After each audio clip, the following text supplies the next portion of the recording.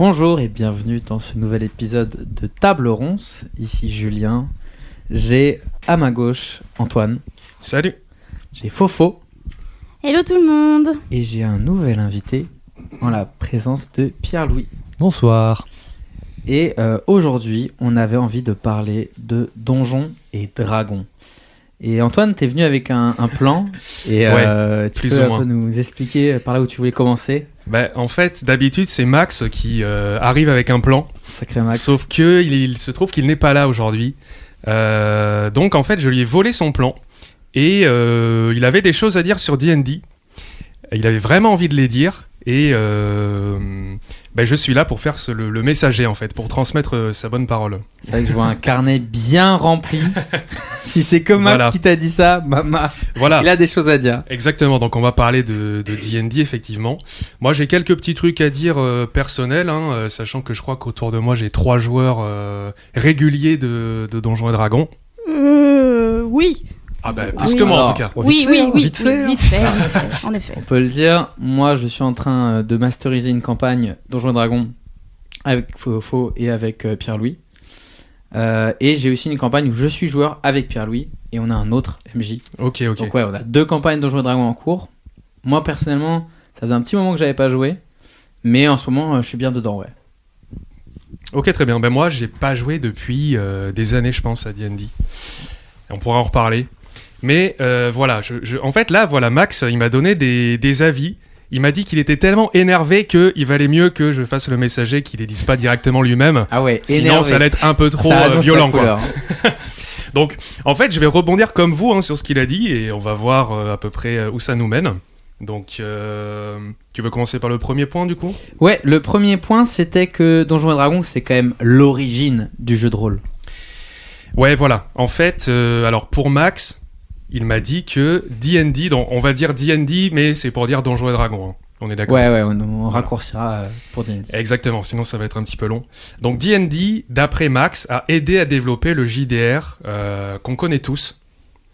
Il a posé les bases, quoi, du jeu de rôle, voilà. Ça, on est assez d'accord, c'est sorti quoi, en 74 ? Ah ouais, moi j'ai pas révisé à ce point. Non, mais 74, la première édition. Ouais. C'est vrai que ça a un peu changé la donne, parce qu'avant on avait un peu des formes d'autres de jeux de rôle. Mais qui étaient un petit peu, ça tu voudrais en parler ou alors je peux pas non plus être trop dans le détail, mais je sais que on avait tout ce qui était wargame avec les jeux un petit peu type Warhammer, où on refait des batailles avec pour le coup des battle maps, on déplace des figurines, on revit à la base même des batailles historiques. Pour le coup, Warhammer est pas beaucoup plus vieux, il me semble, en tant que wargame que... Oui, mais moi j'avais dans l'idée le fait que Warhammer, c'est pour le coup le vrai descendant des wargames, mais qu'avant Donjons et Dragons, il y avait des wargames. Oui. Ne serait-ce que pour un aspect purement même militaire et stratégique. Et il y avait, je pense, du théâtre d'improvisation, ça pour le coup. Et donc c'est en tout cas à ma connaissance, la première fois qu'on a un jeu commercialisé, qui a autant de succès et qui apporte, qui fait le pont en fait entre les deux. Ouais. Du coup, permettant aux joueurs d'incarner un aventurier et de combattre sur des battle maps, donc un peu à mixer les deux genres, quoi. Ouais. Moi je suis pas du tout expert de l'histoire du JDR, mais oui, on va dire que c'est connu que a priori la forme moderne de ce qu'on appelle le jeu de rôle vient de Donjons et Dragons, donc qui est effectivement hérité des wargames et qui a été créé par Gary Gygax dans les années 70, quoi. Ouais. Sachant que on pourrait dire que le jeu de rôle, c'est-à-dire d'incarner un personnage, c'est vieux comme le monde, ou comme l'humanité. Oui. Donc quand tu joues, quand t'es enfant, je sais pas, tu t'incarnes un personnage pour le fun, on pourrait dire que c'est le jeu de rôle. Les cowboys, les indiens, les policiers, les voleurs... Mais du coup, Max, effectivement, avait l'air de dire que D&D c'est le créateur, quoi. C'est le pilier. Donc rien que pour ça, ça mérite d'être souligné, quoi. Ouais, voilà. C'est vrai. C'est vrai que le jeu de rôle tel quel peut-être n'existerait pas sans D&D. Et du coup, c'est quand même plutôt un aspect positif. Ça va, le Max, il n'est pas encore trop virulent. Bah, en fait, Pas là, encore. disons qu'il a fait un truc simple. Il a mis les plus, les moins. J'ai l'impression que les moins occupent plus de place, mais on va voir. Oui. Ah oui, je vois là. Ah mince. Non, mais regarde pas. Aïe aïe aïe. Non mais je peux pas lire, mais je vois Voilà. juste la quantité. Après, densité. peut-être qu'on va énormément. Enfin, les plus, ils sont. On va peut-être beaucoup développer. Peut-être que les moins, ça va être évacué en quelques secondes. On va voir, J'ai mais... comme l'impression que ça va être absolument l'inverse. Mais voilà, en tout cas, il disait qu'effectivement, Donjons et Dragons, fondateur du jeu de rôle qu'on connaît, et fondateur du système D20, qui est encore beaucoup utilisé. Et d'ailleurs, il parlait des jeux comme Shadow Dark, donc c'est des jeux OSR, on en a déjà parlé dans des précédents podcasts, qui ont effectivement ce dénominateur commun d'utiliser un D20, quoi. En même temps, c'est OSR old school renaissance. Bon bah là, D&D, on peut pas faire plus old school quoi. C'est clair. Voilà. Donc rien que pour ça, il a eu une influence énorme sur le milieu du jeu de rôle, quoi. Donc voilà. Vous connaissiez du coup l'histoire, Pierre-Louis et Fauveau, de D&D en tant que précurseur? Rapidement. Après, pour le coup, moi, j'ai pas eu l'occasion de jouer aux anciennes versions de Donjons et Dragons en tant que tel. J'en ai entendu parler un petit peu de son évolution et de ce que ça a pu donner. Mais pour le coup, oui, c'est clair que c'est un pilier rien que pour ça et faut le souligner. T'as joué à quelle version d'ailleurs de Donjons et J'allais Dragons dire. Moi, personnellement, celle de 2014. Donc 5e édition. 5e édition. Ok, ouais. En sachant qu'il y en a une autre qui est sortie en quand Oui, c'est quand même la 5e édition, c'est une version révisée. C'est ça. Ouais, voilà. 5.1 quoi, on pourrait dire. c'est ça. Ok. Toi, Fofo? Moi, je crois que la première fois que j'ai entendu parler de D&D, c'était par mon grand frère, qui a 8 ans de plus que moi et qui lui faisait du jeu de rôle quand j'étais toute petite. Donc, j'avoue que j'ai pas vraiment été introduite parce que je jouais pas à ça avec lui et sa bande de potes, mais en tout cas, T'aurais bien voulu. Peut-être, ouais, j'étais intriguée parce que du coup, je les voyais lancer plein de dés qui étaient pas des dés à 6 faces auxquels j'avais l'habitude. Donc, j'avoue, le D20 le D20 m'a c'est fascinée. C'est vachement plus stylé. Hein. Ouais, c'est vachement plus stylé. Et puis, et surtout que du coup, il jouait beaucoup aux jeux vidéo. Et je me rappelle d'avoir fait le premier Baldur's Gate. J'étais très jeune, je me rappelle plus quand est-ce qu'il est sorti. Alors là, début des années 2000, j'aurais dit. Ouais, voilà. Même Bon, peut-être fin années 90, le premier. Ouais, bon, bref, j'avais pas cet âge-là quand j'y ai joué. J'ai joué eaux-là. un petit peu plus tard, peut-être plus entre 2005 et 2010. Mais moi, je me rappelle, le truc que je kiffais, c'était genre me créer mon personnage au départ. Donc en fait, je jouais pas au jeu, je me faisais juste des personnages en boucle où je lançais les dés pour faire des caractéristiques. Et je trouvais ça incroyable. Donc tu fais partie des gens qui créent beaucoup de persos. Puis quand ils ont un nouveau jeu, ils passent au moins 1h30 Complètement. sur le menu création de personnages. J'ai fait pareil sur Baldur's Gate 3, mais bon, bref. Du coup, voilà, donc moi j'ai été introduite avec notamment les jeux vidéo, donc tout ce qui est Baldur's Gate, il y avait aussi Neverwinter Nights, aussi un peu dans ce style. Oui, tout à fait. Que j'avais fait aussi, et mais sinon, le jeu de rôle table, vraiment, je l'ai découvert avec vous, quoi. Je ne l'ai pas fait pendant toutes ces années, mais en tout cas, Donjons et Dragons, j'en avais entendu parler. Et surtout que j'avais une amie de mon grand frère qui participait à des GN. Des grandeurs nature, du coup. Donc, c'est des jeux de rôle ultra immersifs qui, en fait, sont propulsés un peu dans notre réalité, où vous avez un grand groupe de personnes qui se retrouvent dans un lieu qu'ils ont loué potentiellement pour un week-end et pour complètement incarner leur aventure. Et ça, t'en as fait ou pas Non, j'en ai pas fait. Okay. J'en ai pas fait, mais du coup, cette amie-là de mon frère m'en parlait beaucoup parce qu'elle participait à ça et elle me racontait les costumes, les histoires et tout ça. Donc, moi, c'était incroyable, quoi. Donjons et Dragons, déjà, ça envoyait du lourd la première fois que j'en ai entendu parler. Car moi, ça m'en mettait plein les yeux. Et moi, j'ai une petite question. Est-ce que parce que moi, j'ai joué à Baldur's Gate 3 qui reprend directement les mécaniques, enfin les règles de D&D. Est-ce que c'était le cas dans les premiers ou Alors, ou pas le truc, c'est que je peux pas vraiment comparer parce que j'y ai joué un peu, mais vu que j'ai pas joué au jeu de rôle table avec le bouquin, je pouvais pas comparer les règles. Je pourrais pas te dire si les règles dans Baldur's Gate... Il y avait quand même un D20 pour le coup. Dans le premier Baldur's Gate, non? Ah, peut-être pas. Je suis pas sûre. Ok, bon là... Je veux pas dire de bêtises, je me rappelle plus. Moi, je me posais la question aussi à quelle version t'as joué, Antoine? Ouais, moi j'ai joué à quoi? J'ai joué... alors, En fait, mon premier jeu de rôle, en tout cas en tant que MJ, c'était Chronique oubliée. Ok. Mais en fait, en disant ça, je me rappelle qu'avant, ensemble, on avait joué à la boîte d'initiation de Donjons & Dragons 5, je crois. Ah bon ? Oui, tout à fait. Mais je me souviens plus. Mais en fait, je pense pas que c'était Donjons & Dragons 4. Mais je pense pas que c'était Donjons et Dragons, moi. Ah si. Ah ouais, sûr je suis quasi sûr, ouais. Ok. Ouais. Eh ben ça marche. Mais en fait, on avait fait qu'une ou deux parties. Et, ouais, on a fait quelques parties ensemble depuis, quoi. Ouais, 3 parties grand max, hein, mais... Ah non, depuis Ah oui, depuis, on en a fait beaucoup, mais... En tout cas, j'avais fait 2 parties de D&D. Mais en fait, on avait fait 2 parties de D&D, qui étaient sympas, mais qui n'avaient pas amené à une campagne ou autre. Ouais. Et du coup, moi, j'avais voulu continuer à jouer. Mais je me suis dit, si je veux continuer à jouer, j'ai l'impression qu'il faut que je sois MJ, quoi. Et alors, ça date maintenant, hein, mais je crois de mémoire que j'avais voulu regarder justement les règles de Donjons & Dragons. Et le livre m'était un peu tombé des mains, quoi. Donc, j'étais plutôt parti sur Chronique oubliée. Qui paraissait plus simple. Mais qui était plus simple, hein, voilà.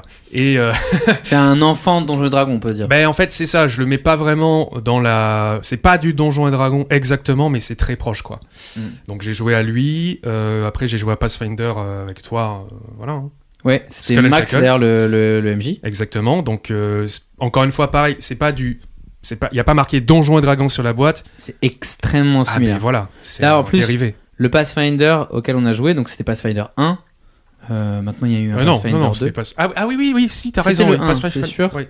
Je sais que le système, pour avoir joué du coup à plusieurs versions de Donjons & Dragons, était très proche de la version 3.5 de Donjons & Dragons. Oui, c'est un dérivé, ouais. Qui est une version qui a été populaire très longtemps de Donjons & Dragons et qui a peut-être même permis à Donjons & Dragons de passer une étape, je crois, dans sa popularité et de encore plus se répandre.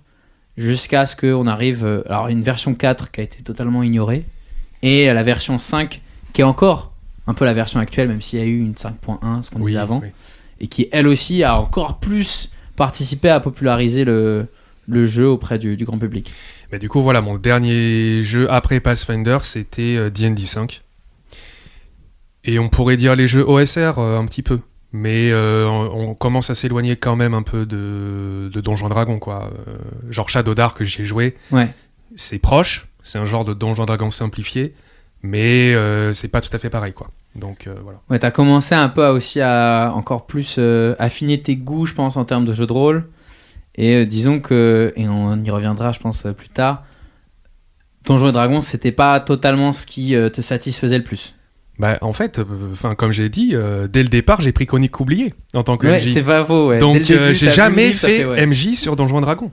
Ouais. Même quand j'ai commencé au tout début, je me suis dit non, c'est pas pour moi. Donc, en fait, si tu veux, j'ai pas évolué je me suis pas éloigné de plus en plus de D&D, enfin, peut-être un petit peu. En fait, dès le départ, j'ai pas voulu y jouer, quoi. En tant que MJ, en tout cas. Mais t'as été quand même ok à l'idée de jouer à un jeu qui a hérité de Donjons & Dragons. Oui, complètement. D'un jeu qui a bénéficié au final de toute l'expérience accumulée par Donjons & Dragons et bon, au final des ajustements qu'on a pu faire au fur et à mesure du temps. Ouais, voilà, c'est ça. Ok. Du coup, par rapport au plan de Max, puisque on a une espèce de participant fantôme en fait aujourd'hui. Voilà, exactement. Il est un peu là. Max, il est un peu avec nous. Voilà. Si tu nous entends, Max, réponds-nous. Il y avait l'histoire de l'héritage de Donjons & Dragons, on l'a un petit peu mentionné. Ouais. Je sais pas si Max avait quelque chose à rajouter là-dessus. Non, on a fait un petit peu le tour là, je pense. Enfin, on pourra en reparler, mais là, le point suivant, là, on a fait le tour des points positifs. Selon Max. Voilà. C'est déjà fini là. C'était rapide. Oui, mais c'est pour ça, moi je vois le plan. Ah, c'est chaud. Terrifiant. Il va falloir en rajouter. Donc là, on va rentrer dans le dur. Non, mais c'est pour ça qu'on va débattre. On n'est pas tous raccords sur notre avis sur Donjons & Dragons. Ouais. Sur certains aspects, et c'est bien ça l'intérêt de ce podcast. Tout à fait. Et donc, le premier point négatif pour Max, c'est ce qu'il appelle le game design dépassé du jeu. Alors, c'est exceptionnel en fait que tu dis ça. Ah pourquoi ? Parce que Pierre-Louis qui est avec nous fait des études de game design. Ah oui, très intéressant du coup. Ouais. On peut pas être mieux là en termes d'invité. Et du coup, qu'est-ce qu'il a à lui reprocher en termes de game design, le petit Max là ? Y a plusieurs choses. Je vais citer.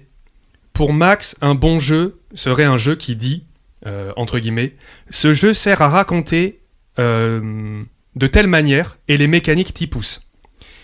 Ou alors ce jeu sert à faire vivre de tel type d'aventure et les mécaniques vont t'y pousser. Voilà, pour ça, pour Max, c'est un bon jeu. Et pour Max, D&D ne fait pas exactement ça. D&D, c'est plutôt ce jeu sert à faire vivre des aventures héroïques en fantasy. En gros, tu peux tout faire. Il y a beaucoup de règles, mais il y a aussi une règle d'or. Donc, en gros, tu fais ce que tu veux, quoi.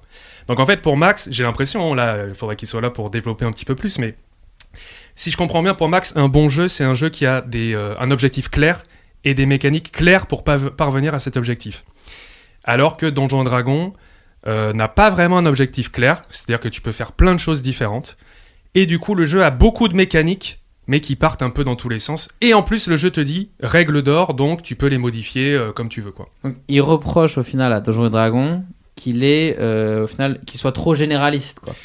C'est ça, et du coup que pour atteindre tel type d'expérience, en général, il y a toujours un autre jeu qui fait mieux.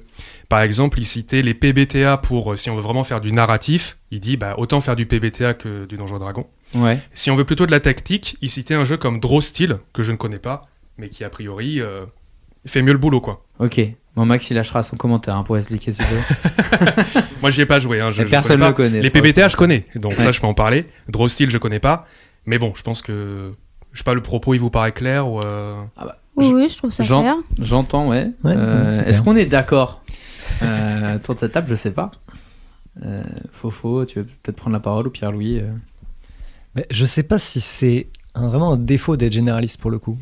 Parce qu'il y a quand même un truc par rapport à l'édition de Donjons & Dragons de 2014, c'est que ce qu'ils voulaient avant tout, c'était de populariser Donjons & Dragons. Donc ça a été... entre très grands guillemets, d'édulcorer les règles pour les rendre plus digestes pour le grand public, ce qui est du coup de prime abord une réussite, puisqu'on peut voir où on est Donjons & Dragons aujourd'hui, c'est que sur ce plan-là ça a bien marché, et que du coup on a des règles qui sont vachement plus faciles à comprendre pour une plus grande majorité de gens, et vu qu'on a aussi un univers qui est très dans l'imaginaire collectif, c'est aussi très facile, je trouve, de se représenter ce que c'est Donjons & Dragons quand on ne connaît pas. Ouais. Et moi, je trouve que le point de dire il y a plein d'autres jeux de rôle qui font mieux, mais le souci, c'est qu'il faut les connaître, il faut les apprendre.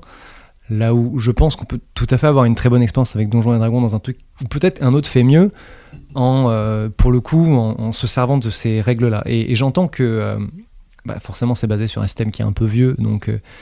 il y a forcément des héritages qui gardent parce que c'est son identité aussi. Mais moi, je trouve qu'il y a le côté où Donjons & Dragons se prend pas la tête à vouloir tout contrôler d'une certaine manière. Je sais pas si c'est clair ce que je dis. Autant il y a beaucoup de règles pour plein de choses, mais il se prend pas la tête à vouloir tout prendre. Ouais. Et il laisse un peu le maître du jeu faire un peu sa sauce. Ok. Le fameuse règle d'or. Parce que la règle d'or, c'est quoi exactement? Il n'y a pas une définition exacte de la règle d'or, hein. C'est vrai que Max est le pro des définitions, donc voilà. Mais ouais, là on est perdu. Non, mais pour moi la règle d'or, c'est souvent dans les jeux, il y a une règle qui est parfois appelée la règle d'or, parfois il y a un autre nom, mais qui dit ces règles sont une base, mais modifiez-les si vous sentez que c'est nécessaire, quoi. Voilà, c'est ça. Yes. Et du coup, je pense que aussi il y a deux reproches qui sont propres à la perception de Max aussi. Il disait, pour lui, un bon jeu, c'est. Ouais. Et c'est vrai qu'on pourrait débattre de la notion de bon jeu, tu vois. Ouais. Parce qu'en effet, pour certains, le côté généraliste, je peux un peu tout faire, c'est une qualité, pas du tout un défaut. Et aussi, mais pareil, aussi la règle d'or, pour certains, ça pourrait être une qualité. Le fait que on te propose un système pour t'amener quelque part et t'offrir une expérience, mais on te lâche un peu la grappe en te disant tu peux faire ce que tu veux avec. Après, c'est sûr que ça dépend de chacun, quoi. On n'est pas tous fans de cette politique-là. Ouais. Tu voulais réagir Non, c'était pour rebondir à ce que tu disais, qu'en effet, D&D, il y a les règles, et puis après, ça peut te laisser de la liberté pour partir un peu dans ce que tu veux, quoi. Mais je peux comprendre que ce soit... C'est très dur de pas avoir Max autour de Non mais je suis là, je pense que j'ai plus ou moins le même avis que lui. C'est l'esprit de Max. Non, mais Voilà. en fait, je comprends complètement ces arguments et je trouve même qu'ils sont assez pertinents. Mais, genre, D&D, ça reste un monstre du jeu de rôle, Ouais. tu vois. Vu que c'est le premier, comme on dit, c'est l'origine, machin et tout, il y a aussi une histoire de popularité. Et je trouve qu'en fait, les arguments de Max, ils sont très intéressants quand potentiellement, t'as déjà fait du jeu de rôle et que tu cherches à explorer des choses un petit peu différentes. Ok. Mais je pense que des personnes qui ne connaissent strictement rien au jeu de rôle, tu leur parles de Donjons et Dragons, déjà, ils vont pouvoir s'identifier tout de suite à quelque chose. Et si tu leur dis... je pense qu'il y a des gens qui sont motivés pour tester du jeu de rôle, que tu leur demandes ce qu'ils ont envie de faire, il y a de grandes chances pour qu'ils te disent « En vrai, j'aimerais bien tester Donjons et Dragons. » Tu vois ? En fait, je trouve que ça rejoint vachement ce que disait Pierre-Louis, et ça rejoint la question du... Enfin, moi, une question qui me vient comme ça en tête quand tu dis ce que tu dis, c'est est-ce que Donjons et Dragons est une bonne porte d'entrée au jeu de rôle, en fait ? Ah, ça, c'est une autre question. Et j'ai l'impression que dans ce que tu dis et dans ce que Pierre-Louis dit, vous êtes plutôt d'accord pour dire que oui, c'est une bonne porte d'entrée, parce que c'est très connu, parce que c'est rassurant, et parce qu'au final, ça te permet beaucoup de choses. Ouais, voilà. Alors, après, je dis ça aussi parce que moi, c'est le discours que je tiens, parce que j'ai aussi commencé avec du D&D. Donc, c'est facile de dire oui, c'est une bonne porte d'entrée, parce que moi, ça a été la mienne. Mais on m'aurait présenté un autre jeu de rôle, ça se trouve, j'aurais tenu un discours complètement différent. Est-ce que ça... Enfin, tu vois, ça aurait pu être ta porte d'entrée et être une mauvaise porte d'entrée, Ah, tu mais vois. complètement. Là, Moi, tu ça dirais- s'est hyper bien passé. Du Voilà. coup, je veux dire, j'ai pas une relation conflictuelle avec Donjons et Dragons aujourd'hui. C'est un jeu que j'aime bien, mais par contre, c'est vrai que c'est pas le jeu et le système de jeu que je préfère. Maintenant, en ayant testé d'autres choses, en effet, je sais pas s'il y a des choses qui sont mieux, mais en tout cas, il y a des choses qui sont différentes et suivant l'expérience que vous attendez autour d'une table de jeu de rôle, bah peut-être qu'en effet, Donjons et Dragons, ça sera pas la meilleure solution pour vous. Qu'est-ce que t'en penses, Antoine ? Je pense qu'Antoine, il est d'accord avec ça. Bah, qu'est-ce que je pense de tout ça Dis les termes. Ouais, disons les termes. Non, en fait, moi je suis pas d'accord pour dire. Moi je trouve pas que c'est une bonne porte d'entrée. En fait, disons que c'est la porte d'entrée aujourd'hui, ça c'est vrai, de par sa popularité. Par contre, est-ce que c'est une bonne porte d'entrée J'ai tendance à penser que non. Et d'ailleurs, Max, il en parlait dans ses points. C'était un des points qui allait arriver plus tard, mais on peut en parler dès maintenant.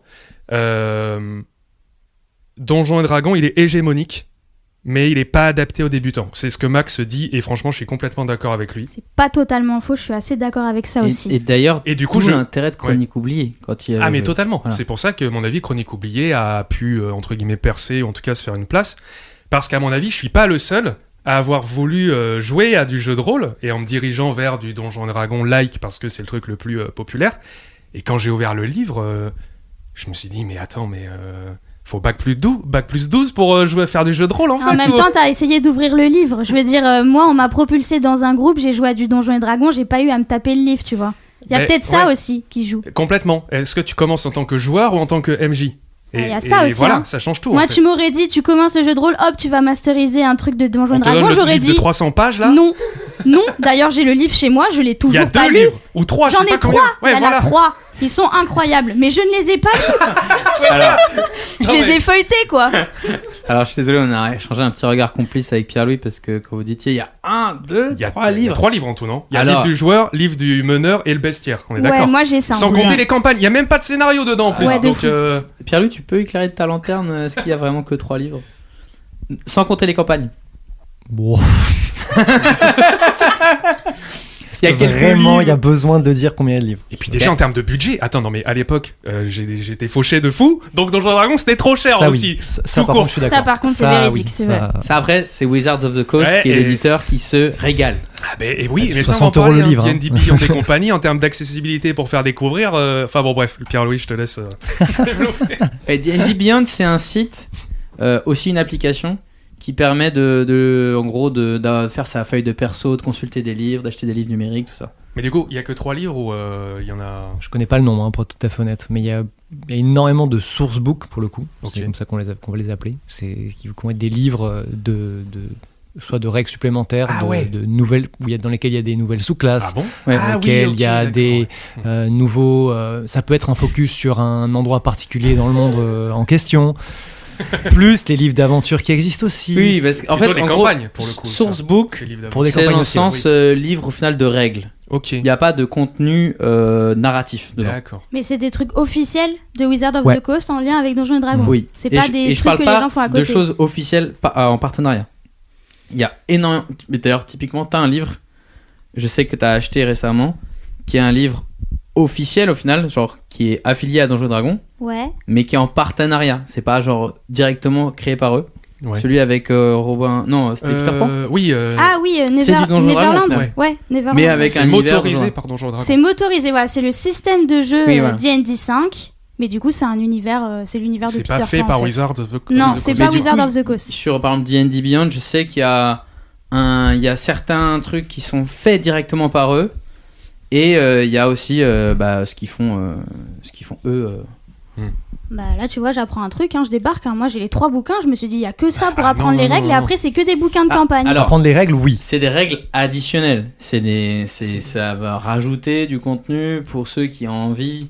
C'est du DLC, quoi. En soi, ça change pas les règles de jeu, c'est Moi, juste que je- ça rajoute ouais. des nouveaux, Ok. nouveaux Moi, Moi, trucs. je croyais que les classes, elles venaient dans les livres d'univers. Genre, nouvel univers, nouvelle classe. Mais je savais pas qu'il y avait des livres vraiment avec des nouvelles. Alors, uniquement ça des peut. règles, quoi. Et des classes et autres. Ça peut, mais c'est ouais. directement aussi des règles, en effet. Nouveaux sorts. Tu vois, par exemple, il y en a un auquel je pense qui est, je crois que c'est un truc sur Big B, qui est un des personnages de Donjons et Dragons, et c'est sur les géants. Et ben dedans, t'as 3 sous-classes liées aux géants et du lore Ouais. lié sur le monde des géants, quoi. Ouais, du coup, Par exemple. beaucoup de contenu. Là, je vais rejoindre un peu Antoine là-dessus. Attends, on en est. Le Pardon. prix des C'est vrai que 3 c'est livres déjà. 50 balles. C'est Un 50-60 euros. Un bouquin. Un bouquin. 50-60 euros même. Pour je un dirais. bouquin. Genre Ouais. le manuel Un du bouquin. joueur, 50 euros. Je Ouais, pense. Bestiaire Ouais. 50. De toute façon, c'est Mais- tous à 50. Mais je crois. sauf Ouais. quand t'arrives à trouver des dingueries. Moi, j'ai réussi à trouver un coffret collector des 3 manuels. J'ai eu ça pour 40 balles, tout neuf. Ouais, ok. Le truc est magnifique. Mais bon, Banger. c'est pas pour ça que je l'ai ouvert, tu vois. Mais par contre, je l'ai. C'est pas le prix de vente, en tout C'est cas. pas du tout le C'est- prix de vente. Évidemment, on vous souhaite, si vous souhaitez jouer à Donjons et Dragons, de trouver une affaire comme Fofo.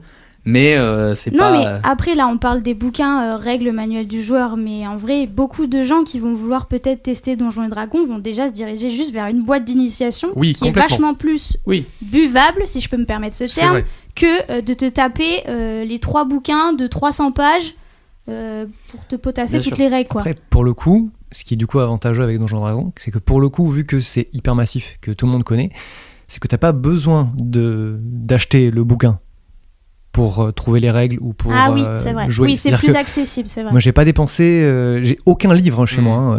J'ai pas dépensé tant d'argent que ça pour jouer à Donjons et Dragons. Ouais, parce qu'il y a AidDD, je crois. Il y a des sites Ouais, il y a qui des répertorient sites, les ouais. règles. Bah, D&D Beyond, bon, qui est en anglais, hein, mais. Il y a D&D Beyond qui est en anglais, mais qui du coup fait des offres à prix réduit à certaines périodes de l'année, donc ça permet en effet d'en choper Et plusieurs. en plus, c'est on moins cher. vu que c'est dématérialisé. Oui, c'est en démat, du coup, déjà, c'est moins cher, Il non me semble. il me Oui, semble. oui, c'est moins Ouais, cher, voilà. mais ça reste cher.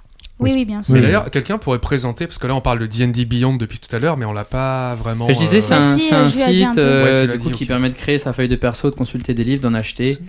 Ouais, ça réunit vraiment tout en fait. T'as C'est ça. autant la partie sourcebook, donc avec je sais pas le mot français du coup, Des livres, de règles, des- quoi, règles, enfin, ouais. les- ouais. des références croisées avec d'autres livres ou d'autres règles où tu peux voir la fiche de tel truc. Enfin bref, voilà. Ça, plus la partie création de personnages, où avec du coup les livres de règles que tu as déjà, créer tes personnages à partir des règles que tu as déjà. Donc en gros, tout est entre guillemets préfait, ce qui fait que ça facilite beaucoup la création de personnages aussi. Oui, bah ça, je confirme.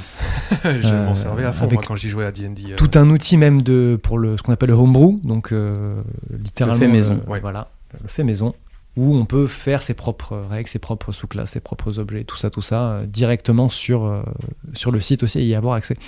Parce que du coup, je trouve que ça participe beaucoup au final à l'hégémonie de D&D, c'est que c'est quand même un système un petit peu général.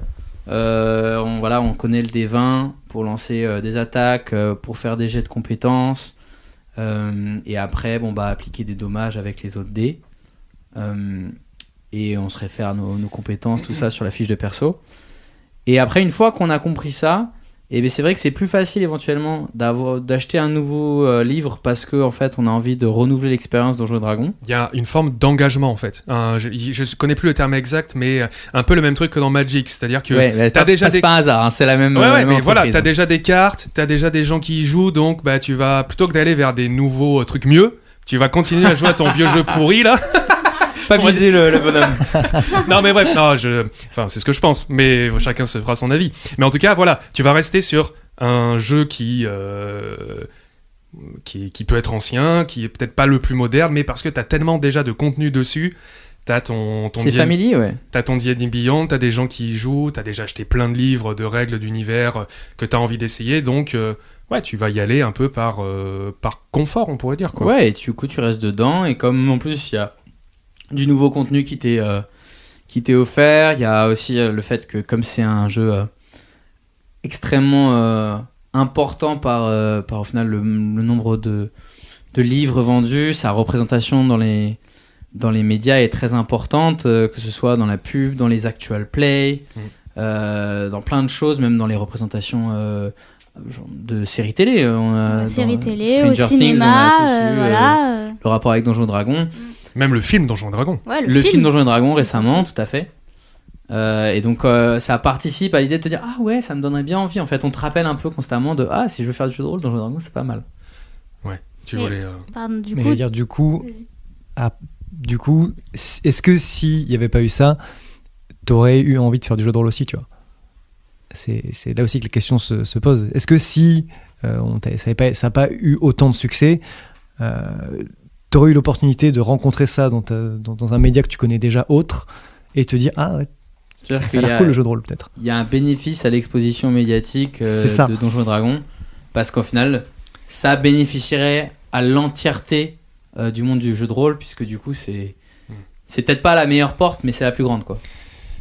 Mais en même temps, j'entends que oui, forcément, vu que la porte est énorme, tu vois pas trop les autres et c'est compliqué d'en sortir. Ça, je suis d'accord avec ça. Ouais, en fait, on pourrait dire que c'est un peu le fer de lance du jeu de rôle, quoi. Ouais. Et c'est vrai que sans Donjons et Dragons, moi, je jouerais probablement pas au jeu de rôle aujourd'hui, quoi. On est d'accord. Bon, moi, de toute façon, c'est certain aussi. Hein. Ouais. J'y jouerais pas. Donc, il y a la popularité a cet avantage de, en tant que personne qui n'y connaît rien, tu peux en entendre parler parce que il y a le film Donjons et Dragons. Tu le vois dans Stranger Things, tu connais quelqu'un qui fait une campagne de Donjons et Dragons, machin. Donc, du fait de sa popularité, effectivement, il diffuse le jeu de rôle, quoi. Voilà. Ouais. Mais en fait, il diffuse surtout Donjons et Dragons aussi, c'est ça le problème. Mais il diffuse Donjons et Dragons, d'ailleurs. Donjons et Dragons, on est d'accord, c'est à la fois un système de règles, mais c'est aussi relié à un univers.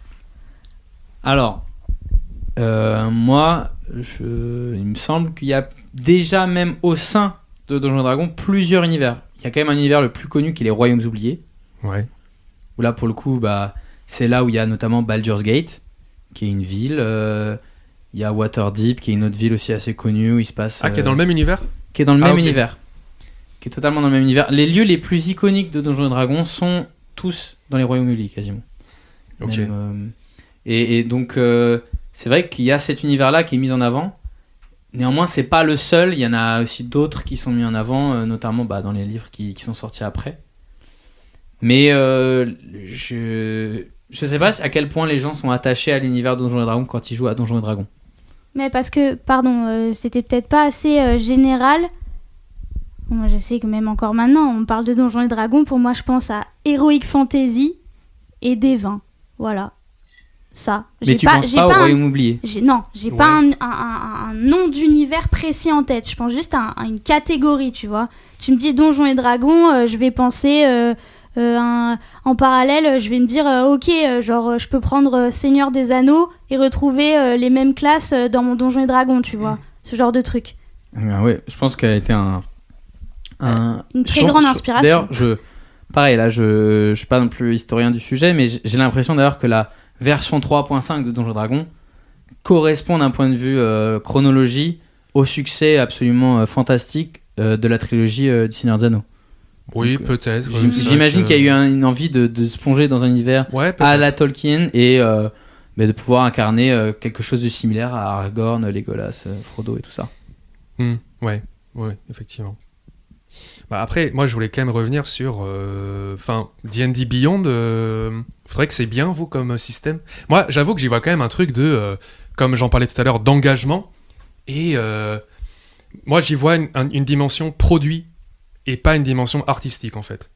C'est-à-dire vraiment, il n'y a pas un abonnement payant d'ailleurs sur ce genre de truc. Si, tu peux, mais tu peux aussi utiliser l'application sans payer. Oui, mais est-ce que t'es limité. Est-ce que t'as le livre de règles quand tu fais ça? Non. Alors dans tous les cas, même avec un abonnement, t'as pas le livre. T'as pas le livre. Dans tous les cas, les livres, il faut les acheter ou alors éventuellement qu'il faut que quelqu'un te les partage. J'aurais juste, parce que moi je connais pas très bien, j'aurais juste voulu, si vous connaissez, que vous expliquiez un petit peu le fonctionnement du site, quoi, qui m'a l'air intrinsèquement lié à Donjons & Dragons aujourd'hui, quoi. Donc. Ouais, moi je peux juste dire qu'il est intrinsèquement lié à Donjons & Dragons 5ème édition. Oui, bien sûr. C'est un outil qui a été développé d'ailleurs, il me semble, à part, pas du tout par Wizards of the Coast. Ah, c'est pas fait par... Et ça a été racheté depuis. D'accord, ok. Mais à la base, c'était une initiative, qui venait de l'extérieur. Tu veux expliquer, ou Pierre-Louis ou... Oui, je peux. Bah, pour le coup, c'est vrai que c'est quand même très très orienté produit, parce que tu dis, je crois que la première limitation à laquelle tu fais face, ça va être le nombre de personnages. De base, c'est 6 de base. Tu peux avoir jusqu'à 6 personnages quand c'est gratuit, et tu peux les créer comme tu veux. Et au-delà de ça, il faut que tu payes pour augmenter la limite. Il me semble que c'est soit 6, soit illimité, mais je suis pas sûr. Ça, déjà, moi, voilà. Alors ça, je peux te le dire. Moi, je suis en illimité maintenant. Voilà, si tu payes le premier abonnement, il doit être à 3 balles par mois, et taille création de perso illimitée. Ouais. La différence que t'as par rapport à... Il y a un autre abonnement un peu plus cher qui doit être à 7 €, un truc comme ça. Un truc comme ça. Ou 7 $, je sais plus. Je crois que c'est 60 € par an. Oui, c'est annuel. Ça, moi, je l'ai pris typiquement un truc annuel et j'ai pris que le truc minimum pour avoir nombre de persos illimité. Ah ouais, okay. J'ai pas accès à des bouquins et tout. En fait, ça te permet de partager ton contenu avec tes joueurs. En fait, tu peux créer du coup une campagne dans le site, et quand tu crées du coup ta campagne, tous les joueurs qui sont affiliés, qu'ils aient une souscription ou non, auront accès au livre de bouquins que toi tu possèdes si tu as cette souscription là. Ouais, ok.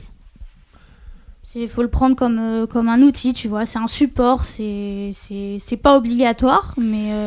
Je trouve que c'est surtout très pratique quand tu fais du distanciel. Quand tu fais du présentiel, j'entends, pour le coup, c'est là évidemment... c'est vrai. C'est plus compliqué à justifier, mais pour du distanciel, c'est assez pratique. Après, oui, j'avoue qu'il y a énormément cette dimension, c'est une marketplace. En fait, je sais pas, moi, Shadow Dark... C'est en anglais. Faut le préciser aussi. Moi, Shadow Dark, il y a un site, tu peux générer une fiche de personnage gratuite, voilà. T'as le livre, t'as pas besoin de quoi que ce soit d'autre, en fait. Je trouve que, je sais pas, là, je pense un petit peu à voix haute, mais je me dis, tu vois, Donjons & Dragons, comme dit Max, un petit peu, le game design, il est tellement dépassé, c'est tellement galère de faire un personnage, que t'es obligé presque de passer par D&D Beyond, et du coup, mais tu pourrais prendre un abonnement pour en avoir plus, machin, enfin... Je sais pas, moi, là, j'avoue que j'ai pas une impression de game design très artistique, en fait. Voilà. J'allais dire, D&D Beyond, t'en parles, en fait, je pense aussi beaucoup, parce que ça gomme certains défauts, au final, du jeu, qui est, en effet, la complexité de la création des personnages, et... d'incorporer au final toutes les mécaniques dans ton cerveau, ou en tout cas dans ta partie, quand tu n'as pas accès à cet outil-là. T'as pas à chercher les infos, quoi. Tu tournes tes pages et puis t'as tout l'appli qui te sort ce que fait ton perso, machin et tout. Donc franchement, c'est un gain de temps de fou. Plutôt que de te faire ta propre fiche à toi. Mais est-ce qu'un bon jeu avec un vrai bon game design, il pourrait pas se passer de ça complètement, en fait? C'est un autre débat. Ah non, là c'est le débat. C'est totalement le débat. C'est le débat. Okay. Je trouve que c'est même le débat, et j'avais là sous mes yeux l'idée de la règle d'or que Max a mis en avant. Je trouve que ça le rejoint aussi. Mm-hmm. C'est... moi, c'est une définition que je partage en final, qui est que un très bon jeu, j'aurais tendance à penser qu'il est au final suffisamment certain de ses règles pour ne pas avoir à proposer une règle d'or, et surtout pas en préambule en plus. C'est-à-dire qu'il te dit pas... C'est en préambule dans D&D ? Moi, je sais pas. C'est assez tôt, il me semble, qu'on te dit vous faites ce que vous voulez. Et en fait, c'est avant que tu commences à lire voilà les pages qu'on te dit mais tu fais un peu ta tambouille. Et c'est vrai que moi j'ai un peu de mal avec ça. Je préfère au final qu'on le lise après, même si c'est, je sais, une manière de pas inquiéter les joueurs. Mais je trouve que, en effet, si t'es suffisamment au final solide sur tes appuis en termes de gameplay, en termes de game design, je trouve que c'est bien d'affirmer tes règles et de dire c'est comme ça qu'on joue à mon jeu. Parce que au final, on parle là de jeu de rôle, mais typiquement, un parent, quand même, c'est clairement le jeu de société. Dans le jeu de société, il n'y a aucune règle quasiment qui te dit bon, ça c'est les règles, mais vous faites un peu comme vous voulez. Ouais. Tu as quelque chose à dire, Fofo ? Si, c'est déjà arrivé. Mais c'est très rare quand même. Oui, c'est rare et puis c'est pas dit comme ça. C'est plus par rapport à des points de règles spécifiques. On dit voilà, si ce qui a marqué dans les règles ne suffit pas à ce que tout le monde arrive à se mettre d'accord autour de la table, dans ces cas-là, c'est les joueurs qui tranchent. Ouais. Mais ça veut pas dire vous pouvez remettre en question tout ce qu'on a écrit sur les 20 pages précédentes pour en fait créer vos propres règles et puis vous jouez à notre jeu de société, quoi. Et j'ai l'impression que ça reste une minorité. Ah oui, c'est une minorité. Là où la règle d'or, tu m'arrêtes si je me trompe, Antoine, j'ai l'impression que c'est au final la grande majorité des jeux de rôle au final. Alors là, je saurais pas dire, mais en tout cas parce qu'il y a beaucoup de jeux de rôle qui sortent, l'air de rien. Il y a des jeux de rôle plus modernes maintenant qui ont une autre philosophie de jeu, une philosophie plus système d'osmateur, donc qui fera l'objet d'un podcast à part entière, je pense. C'est que le système de jeu est important. Voilà, le système de jeu est important et on va dire que c'est une tradition de jeu dans laquelle justement il n'y a pas de règle d'or et on veut respecter la volonté de l'auteur vis-à-vis de son jeu. Mais par contre, effectivement, vu qu'en fait D&D, il est toujours largement joué aujourd'hui, ainsi que d'autres jeux, je sais pas, genre Cthulhu, à mon avis il y a une règle d'or aussi, j'ai pas lu, mais je pense. J'ai pas lu les règles, moi j'ai fait que jouer à Cthulhu. Alors ça fait un petit moment que j'ai pas joué à Cthulhu parce que alors j'ai une grosse boîte de la 7ème édition. Qui est là, je crois. Qui est juste, je pourrais limite ouvrir, je vais ouvrir juste après pour voir s'il y a la fameuse mention. Mais ça fait longtemps que j'ai pas joué. On a fait pas mal de jeux de rôle d'horreur déjà dans le groupe auquel on joue. Et donc j'ai pas eu trop l'occasion de jouer à Cthulhu parce qu'on avait d'autres jeux à tester et qu'on a d'ailleurs beaucoup aimé. Mais en tout cas, dans le jeu de rôle traditionnel, en général, il y a une règle d'or. Et vu que le jeu de rôle traditionnel, c'est le jeu le plus joué, et bien effectivement, la règle d'or est toujours très présente aujourd'hui, quoi. Voilà. Tu veux... Alors, je vais essayer de trouver le bouquin pour qu'on puisse voir s'il y a la règle d'or. Vérifier cette information. Moi, je serais curieux éventuellement d'avoir l'avis de Pierre-Louis sur la règle d'or parce que c'est quand même ton domaine, le game design, tu vois. Et que, est-ce que la règle d'or, c'est pas remettre en question le game design et au final ne pas assumer un choix fort, quoi. Pleinement, ouais. Alors, d'un côté, oui, je suis d'accord. C'est vrai que quand tu crées un jeu, tu pars du principe que tes règles fonctionnent. Et c'est même d'ailleurs le plus important. Il faut que tu aies des bonnes règles. Sur un jeu de société, en tout cas, si les règles de ton jeu sont pas bien expliquées. Ton jeu, il est naze. Ton jeu est naze. Il tourne pas. Exactement. Voilà. Exactement. Ton jeu est naze. Et je sais pas si c'est vraiment un souci pour le coup, qu'a Donjons et Dragons, c'est que quasiment personne ne joue à Donjons et Dragons raw, c'est-à-dire tel qu'il est dans les bouquins. C'est-à-dire en fait, quand tu joues à Donjons et Dragons, tout le monde va rajouter sa sauce. Il y a peu de tables qui jouent Donjons et Dragons comme ça, classique, sans rajouter des éléments ou sans en modifier. Mais je tiendrais quand même à dire que généralement, c'est des règles qui ajoutent plutôt que des règles qui modifient.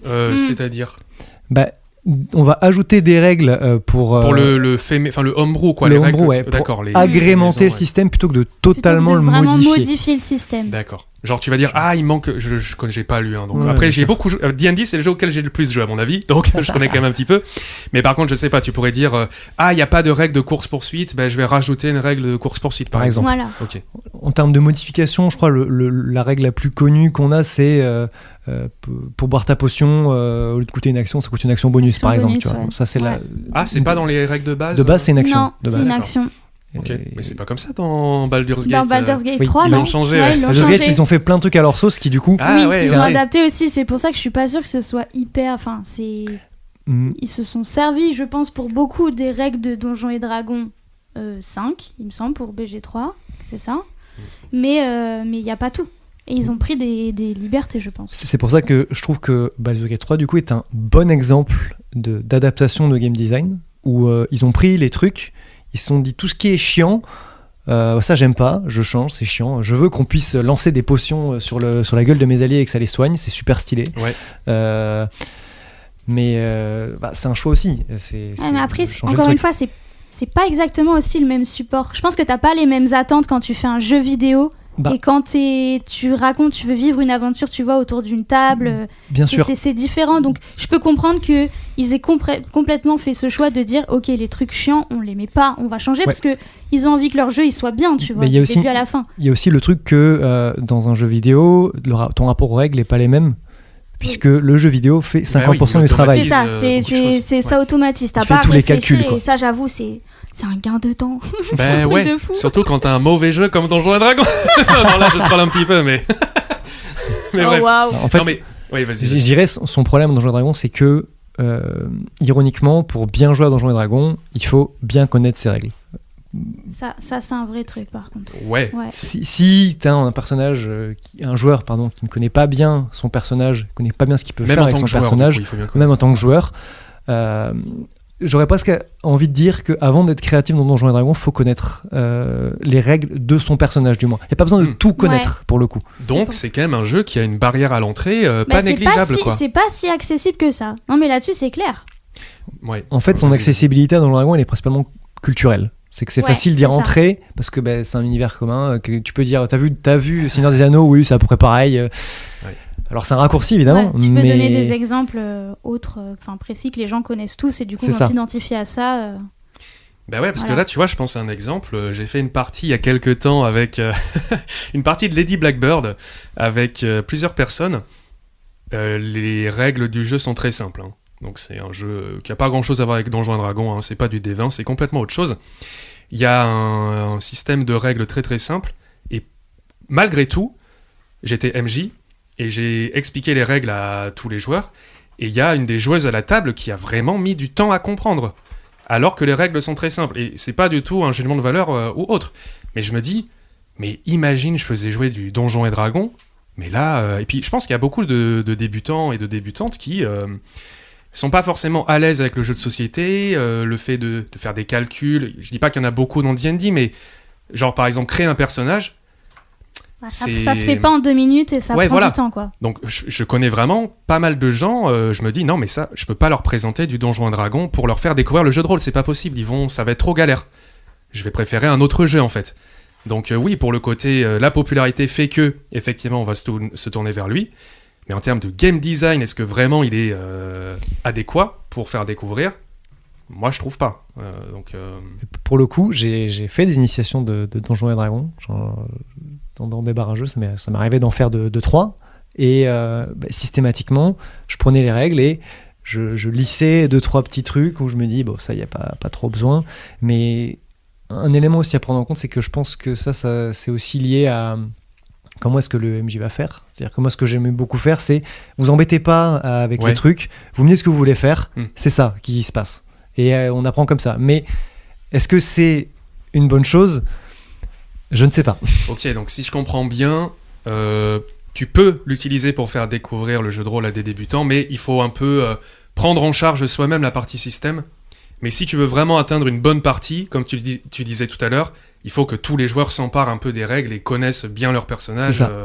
Et pour le coup, je trouve que quand tout le monde connaît bien, là on peut faire un truc vraiment très très cool, parce que de par la grande quantité de règles, la multitude de sorts qui existent déjà, la multitude de sous-classes, de tout ce que tu veux qui existe dedans le jeu de base, ça te permet, sans trop de travail du maître du jeu de création, d'avoir des trucs un peu cool, de créer des combats un peu cool, même si à haut niveau il y a quelques petits trucs qui se cassent si tu fais pas attention. Il a quand même ce potentiel-là où tu peux créer à peu près presque n'importe quel archétype de personnage que tu veux à partir de règles Donjons et Dragons. T'as l'air de valider un petit peu. Ouais, je suis assez d'accord là-dessus. Je vous rejoins tous les deux. Hein. Pour moi, je suis d'accord sur le postulat que Donjons et Dragons pour des débutants, c'est pas fou. Clairement, c'est pas fou. Et pourtant, moi, j'ai commencé avec ça, tu vois. Ouais. Mais j'avoue que je me rappelle la première fois que je me suis retrouvée face à un personnage, j'étais en mode ah ouais, c'est chaud, hein. Et heureusement, je pense que c'est plus le travail du MJ qui a fait que, en effet, voilà, t'es un peu pris par la main au départ en mode je vais pas te te vomir toutes les règles, clairement. Mais par contre, on va commencer à jouer et en jeu, tu me dis ce que tu veux faire et ça donnera ça. Quoi. Bien sûr. Mais par contre, tu vois vraiment la différence. Et là-dessus, je rebondis sur ce que tu dis, Pierre-Louis. Quand les gens maîtrisent leur personnage, mais ça, pour moi, ça fait des dingueries. Vraiment, tu peux faire des dingueries dans ce jeu. Et ça, c'est trop bien. Tu pourrais donner des exemples parce que moi, je l'ai pas trop vécu. Pourtant, j'ai beaucoup joué, mais le côté, fluide, quand tout le monde connaît les règles. Non, je dis pas, ça a pu arriver parfois, mais rarement pour moi. Je sais pas si j'ai un exemple précis en tête, mais la première chose à laquelle je pense, c'est typiquement en combat. Au début, quand tu commences des combats en D&D, ça dépend aussi de ton niveau, mais si tu maîtrises pas ton personnage, tu vas prendre du temps, quand ça va arriver à ton tour, tu vas galérer un peu, tu vas pas avoir des automatismes, alors que quand tout le monde maîtrise son personnage, c'est le moment où tu commences vraiment à jouer avec les autres. Tu réponds aux actions de chacun, t'as des idées de groupe qui vont venir popper, parce qu'en fait, tu n'as plus besoin de réfléchir à cette mécanique. T'as déjà en tête toutes les règles de ton perso, tout ce qu'il peut faire. Et du coup, il y a une situation donnée, et tu vas pouvoir y répondre de la manière soit la plus créative, c'est toi qui vois, soit la plus optimisée. Et c'est satisfaisant. Et du coup, j'ai une question.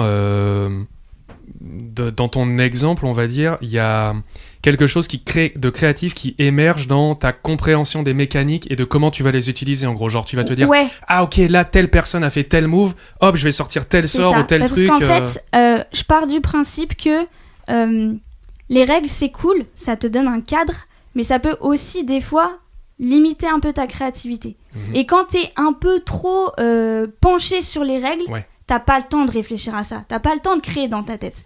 Alors que quand t'arrives à te libérer de ça, parce que justement tu les maîtrises, tu n'as plus à réfléchir, c'est là où je trouve que du coup tu prends beaucoup plus de liberté, beaucoup plus d'espace, t'es en mode ok je peux faire ça, oh mais c'est génial, du coup je vais peut-être pouvoir l'adapter pour ce genre de situation avec tel personnage, et en fait on va pouvoir comboter et ça va être incroyable. Enfin en tout cas moi c'est comme ça que je le ressens. En vrai, sais pas si c'est clair ce que je dis, je mais vois un petit peu, Julien, t'es de retour. Oui, pardon, je me suis plongé dans le livre. J'ai cherché. Bonjour. Je voulais juste rebondir là-dessus. Je trouve que, je crois que l'intérêt que je peux aussi porter à ce genre de situation, au final, c'est que dans un système un petit peu rigide de règles, de telle sorte, faites ceci, cela, machin, au final, c'est arriver à trouver une espèce de fil rouge et de trouver une je sais pas, genre la ligne, quoi. C'est un peu la recherche de la trajectoire optimale et dans la situation donnée. Ah, en fait, tel truc, en termes de règles, combat avec tel Déjà truc. Là, on parle de combat, on est d'accord. Ouais, mais ça peut être pas même... forcément, ça peut être une autre situation. T'as un problème à régler dans le jeu, j'en sais rien. Moi, tu dois te rendre à un endroit très précis... avec tant de personnes, t'as tant de jours pour le faire, j'en sais rien, tu dis je vais prendre la route principale et tout parce que c'est ce que tout le monde fait, et en fait tu te rends compte que avec des capacités de certains ont des sorts, que t'as des choses qui peuvent faire en sorte que j'en sais rien, le voyage va être amélioré, enfin tu vas prendre tu vas sortir des sentiers battus, quoi, genre je sais pas, tu vas trouver d'autres idées. Mais c'est quand même l'idée que du coup à travers la connaissance des règles, tu trouves du coup des trésors d'inventivité dans une situation donnée. Là où dans un autre jeu de rôle qui est moins chargé en termes de règles, au final, tu vas avoir cette inventivité-là, mais elle est moins difficile au final à mettre en œuvre parce que au final, les règles demandent moins de connaissances, sont plus permissives éventuellement. Et donc, moi, je ne saurais pas dire si c'est une bonne ou une mauvaise chose parce que au final, c'est d'une difficulté de compréhension de règles et de système un petit peu colossal que du coup, comme j'arrive à trouver la fissure au final là-dedans, j'ai un kiff. Est-ce que c'est pas un problème parce qu'au final, t'auras envie d'avoir ce moment-là, alors qu'il serait pas forcément aussi épique du coup, mais qui serait beaucoup plus fréquent, tu vois. C'est la notion de aussi, je trouve, dans le JDR, est-ce que t'as envie de prendre beaucoup de plaisir à un moment donné, ou est-ce que t'as envie de prendre pas mal de plaisir très fréquemment? Très bonne question.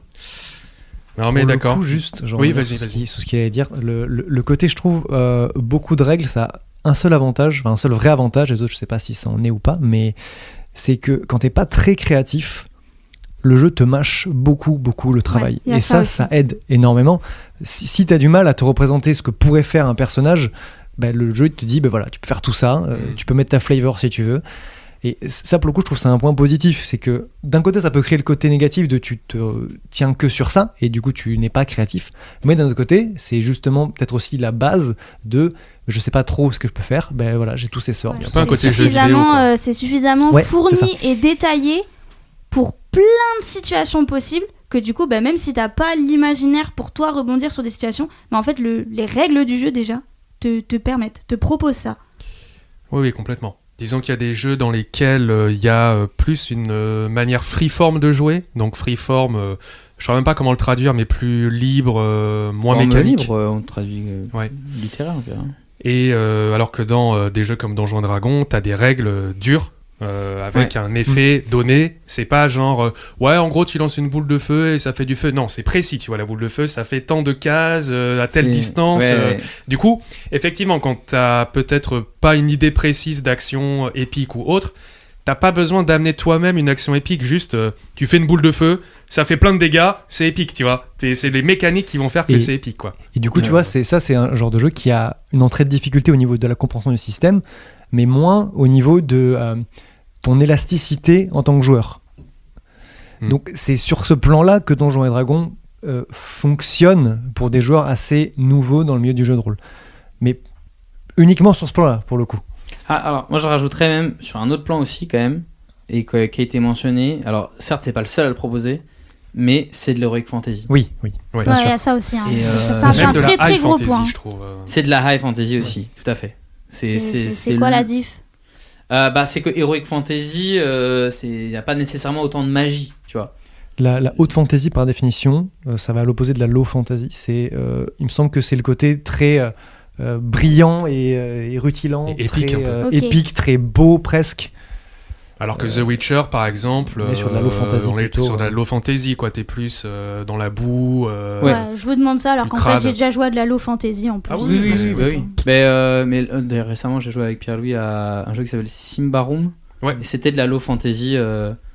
Voilà, donc en termes de capacité magique, c'était très limité. Ouais, t'es limité, c'est beaucoup plus. La magie, en fait, est totalement exceptionnelle. Ouais, donc tu maîtrises des sorts, c'est une dinguerie absolue. C'est en rapport avec la magie en fait, surtout quand tu fais la différence de ça, quoi. C'est aussi en rapport à l'univers aussi. Low fantasy, généralement l'univers est plus terne, plus sombre. Plus sombre, et puis peut-être aussi plus dur en termes de genre qui te pardonne moins. En termes de survie, etc. L'univers pardonne moins de choses. Ok. C'est ça. Là où high fantasy, il y a un côté flamboyant. Au final, dans la magie et puis même dans les actions qu'entreprennent les joueurs. Le fantasy est quand même beaucoup plus proche de la réalité que le high fantasy aussi, par définition. Il me semble. Il me semble. Je ne vais pas dire de bêtises. Mais en tout cas, je suis d'accord pour dire que dans D&D, ça fait partie de ces jeux qui ont en effet beaucoup de contenu, qui peut faire peur, qui peut être déstabilisant, notamment quand tu es MJ et que tu t'empares du livre, ou même en tant que joueur quand tu veux créer ton personnage. D'un autre côté, il y a le côté liste, en fait, dans laquelle tu vas pouvoir piocher. Et mettons, t'as pas d'idée de personnage, tu peux dire, déjà, il y a plein de classes, il y a plein de peuples différents, il y a des dons, tu peux te dire, tel don là, invisibilité ou je sais pas quoi, enfin, je dis n'importe quoi. Ou des sorts, du coup, tu peux commencer à te faire un petit peu une image de ton personnage. Alors que dans d'autres jeux plus libres et plus légers en termes de mécanique, que moi j'ai tendance à préférer, je reconnais que ça peut être... tu peux être un peu perdu aussi par le manque de contenu, quoi. C'est ça, c'est un peu plus flou, quoi. C'est à toi de dessiner les contours de ton personnage et tout le monde n'est pas forcément capable de le faire au départ, quoi. Ça peut être vachement intimidant. C'est un peu la même parallèle qu'on peut faire avec des jeux de type sandbox, en gros bac à sable, avec Minecraft, où il y a plein de gens qui n'ont pas l'habitude d'un jeu comme Minecraft et ils arrivent dans le jeu, ils ne savent pas quoi faire. Parce que le principe de Minecraft, c'est de créer ton propre objectif. Oui. Et c'est des gens qui ont peut-être l'habitude de jouer à des jeux plus dirigés où tu as une quête, tu fais tel truc et tu joues à Minecraft derrière et il n'y a pas d'objectif, donc tu sais pas quoi faire. Et je trouve que ça relie bien l'avantage qu'a Donjons et Dragons. C'est intéressant, Et je le rajouterais même à un autre aspect de Donjons et Dragons, c'est tout ce qui est battle map.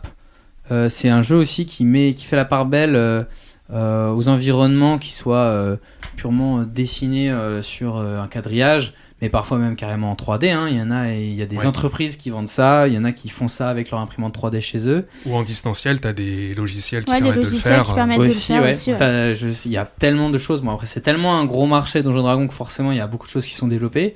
Mais déjà très tôt, il y avait l'idée aussi d'avoir des figurines.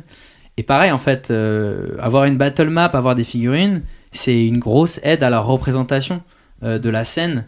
Et ça permet du coup de décharger un peu les joueurs de leur imaginaire, de devoir nécessairement s'imaginer la scène d'une manière certaine, quoi. Là, ils voient le truc, ils sont en mode ah ouais, ok, donc là je suis à telle distance de l'ogre, du coup je peux lancer ma flèche comme ça. Il y a quelque chose d'hyper visuel, hyper accessible, et je pense que cet aspect plus la high fantasy, je pense que c'est aussi ça qui attire des gens dans le jeu de rôle, parce que, enfin, en tout cas dans Donjons et Dragons, c'est que quand ils veulent jouer, les gens veulent jouer, donc ils veulent quelque chose de divertissant, ils veulent un peu faire une rupture avec potentiellement leur quotidien, et ça leur permet, alors il y a l'étape des règles qu'on a mentionné, mais une fois cette étape là passée, il y a cette idée de ok, j'ai moins à réfléchir, en tout cas a priori, j'ai moins à réfléchir parce que je vois ce qui va se passer et je peux juste être mon héros complètement fumé, qui fait des sorts de fou et qui va éclater des trolls, quoi. Et ça c'est plaisant, quoi, pour pas mal. Oui, parce que c'est vrai que je trouve que des fois, quand tu ne connais pas bien, il y a ce qu'on appelle le théâtre de l'esprit, c'est-à-dire tout ce qui se passe, ça se passe dans la tête, il n'y a pas de représentation physique. C'est compliqué pour certaines personnes qui justement ont besoin d'être visuelles, ont besoin d'un rapport visuel et peuvent pas tout visualiser dans leur tête. Et du coup, la battle map, je trouve pas le mot, mais ça corrige bien ce problème-là de représentation que peuvent avoir certaines personnes. Ouais, j'allais dire, ça concrétise, parce qu'au final, le théâtre de l'esprit, le problème que tu peux rencontrer aussi dedans, c'est que si ta description, au final, elle est pas hyper précise, ou si elle est, mais par contre, tu as été distrait à un moment donné, tu vois, ça arrive, on peut pas toujours être concentré, t'as loupé un détail, et en fait, tu t'imagines une scène, et pendant que tu fais ton action, on te dit, ah mais non, il est pas là, il est au final dans le coin supérieur à gauche. Et donc t'es en mode ah non mais j'avais pas compris. Et ça peut être une difficulté que tu ne rencontres pas sur une battle map, pour le coup. La battle map, elle est visuelle, elle te donne du concret, tu peux pas trop la discuter. Bah ouais, j'ai une question pour vous qui jouez encore à D&D. Est-ce que pour vous justement la battle map c'est un truc que vraiment vous appréciez dans le jeu, un gros point fort, ou alors ça pourrait ne pas être là et vous aimeriez autant, enfin est-ce que pour vous c'est le enfin je sais pas, Faustine, t'as l'air de Moi, je pose ça là, je joue à D&D, je veux une battle map. Ah, tu veux une battle map? Ouais, je veux une battle map. De toute façon, ça fait partie des règles. Mais pour moi, ça va avec, en fait. Ouais, c'est intrinsèque. Mais ça veut pas dire que j'aime pas jouer sans battle map. On fait plein d'autres jeux de rôle où on n'a jamais de battle map et ça me va très bien. Mais pour le D&D, j'avoue, la battle map, c'est banger. Ok, donc voilà. là, Il faut pas oublier un détail, c'est que Donjons et Dragons, il y a quand même Donjons à la base. À la base, c'est un jeu où on fait du dungeon crawl. C'est-à-dire qu'on va dans des donjons et on les nettoie, on bute les monstres qu'il y a. Donjons et Dragons, on est quand même très éloigné pour avoir un côté plus global, justement. Mais à la base, on est quand même sur un jeu où on va dans des donjons et on casse des trucs. Donc c'est important de voir de visualiser, c'est ça, okay. En fait. Tout à fait. Mais pour le coup, moi, je trouve que ça reste quand même quelque chose de conditionnel, une battle map. Ah ouais? Même pour du D&D? Ouais. Ok, t'as déjà fait du Donjons et Dragons sans battle map? Ça m'est déjà arrivé de faire dans des conditions très spécifiques des rencontres ou quoi où il n'y a pas de battle map, faire des sessions entières où j'ai pas de battle map. Mais pour comment le coup, tu fais pour les sorts où il y a marqué telle portée ou tu vois? T'inquiète. Ouais, voilà. Non, mais pour le coup en fait il y a des situations. Tu vois, moi j'avais une situation par exemple où mes joueurs étaient dans une charrette qui roulait tout le temps dans une direction toute droite. Il y a toujours des trucs avec les charrettes. Toujours des trucs avec les charrettes. On aime bien les charrettes. C'est vrai que là, mec, mardi, on avait une charrette. On avait une charrette aussi. On avait une charrette et on affronte des dragons. Là, pour le coup, on est en plein dans le sujet. Il manque plus qu'un donjon et on est et là, on serait parfait. Et pour le coup, c'est un truc qu'ils devaient fuir parce qu'il y avait des espèces de gros insectes qui allaient leur tomber dessus. Enfin bref, c'était super, super stylé pour moi, terrifiant pour eux. T'étais MJ? Ouais, j'étais MJ. Et où, pour le coup, j'ai trouvé que ne pas utiliser la battle map dans ce cas-là représentait beaucoup mieux l'horreur dans laquelle ils étaient. Parce que sinon, j'aurais dû faire 1 milliard de petits points pour représenter les insectes que j'ai pas eu besoin de faire. Parce que j'ai estimé que de base, ils auraient eu la portée pour leurs attaques. Enfin bref, tout un tas de petits détails où pour le coup, je suis obligé un peu d'adapter certaines choses. Mais je pense qu'elle peut être conditionnelle, mais dans certains cas spécifiques. D'accord. Ok. Et par contre, il faut que les joueurs soient ok, quoi. C'est ça. Parce qu'il y a un joueur C'est ça, qui pourrait on te est dire d'accord. ah ben non, mais moi j'ai un sort à telle portée, du coup là comment on fait? Je Non, suis d'accord. enfin, Je suis d'accord. Bah, après, tu peux décrire du coup à quelle distance t'es éventuellement de l'individu, mais j'entends de dire la battle map n'est pas obligatoire. Enfin, un peu quand elle même. est quand même Oui, oui. 95% du temps. Oui. C'est juste que c'est pas genre, c'est pas quelque chose que t'es obligé tout le temps d'avoir. Genre, c'est pas, il y a un combat, t'es obligé de sortir une battle map.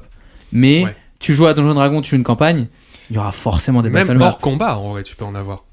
Oui. Logiquement. ça Ouais, peut- Après, ça il peut faut vite faire arriver, attention, ouais. je Oui, trouve, oui. par contre. Parce que sinon, Oui, t'as oui, faut tendance à pas en faire tomber- pour oui, tout et c'est pour ça. tout. Ouais. Faut pas tomber non plus dans T'as quand même l'extrême. une battle map quoi dedans. Ouais. Quoi. C'est une Oui, carte mais de combat. quoi. ah ouais, mais pour moi il y avait, enfin, ok, mais pour moi il y avait aussi, comme tu disais tout à l'heure, Pierre-Louis, des donjons. Ouais. Et un donjon, tu l'explores. Tu peux faire un combat, mais tu peux aussi éviter le combat. C'est vrai. Et en tout cas, quand tu te déplaces dans le Je suis donjon, d'accord. t'as ta figurine. C'est vrai. Ouais. D'ailleurs, je dis ça, mais on a fait une session hier où du coup j'ai Bah, fait oui. une espèce de donjon qui était une sorte de maison hantée et il y avait totalement un monde où il n'y avait pas de combat. C'est pas ce qui s'est passé, mais Oui, j'allais te dire, ça s'est pas trop passé comme ça, mais ok. écoutez, je vais Et- pas et tout j'ai révéler. une autre mais, question. Du coup, vous aimez les battle maps. Est-ce que vous aimez le quadrillage? Parce que moi, quand j'ai fait ma campagne de Chronique oubliée, j'avais des battle maps. Mais il n'y avait pas d'histoire de quadrillage, de sorts qui se lancent à Ah tant ouais de portée. Ah oui, je bien me sûr. rappelle plus bien, tu vois, ça commence à remonter. Ah, alors après, je faisais des maps au début très belles, très jolies, parce que je croyais que c'est comme ça qu'il fallait faire. Après, j'ai compris qu'on pouvait juste faire des trucs au Ah oui, feutre on à avait l'arrache. des règles.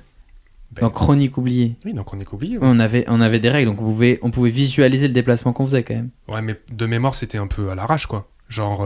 Ah non, mais vraiment, je me rappelle qu'il y avait des cartes. Tu vois, comme tu dis, mettons, je fais une maison hantée. Ouais. Je peux faire le plan de la maison hantée. Vous aviez chacun un jeton. Ouais. Et vous pouviez. Je disais, ok, ouais, tu peux rentrer, tu peux bouger ton jeton. Et quand il y avait un combat, ben, je mettais les jetons des adversaires, par exemple, pour avoir ce côté visuel, quoi. Donc il y avait. On n'était pas en théâtre de l'esprit.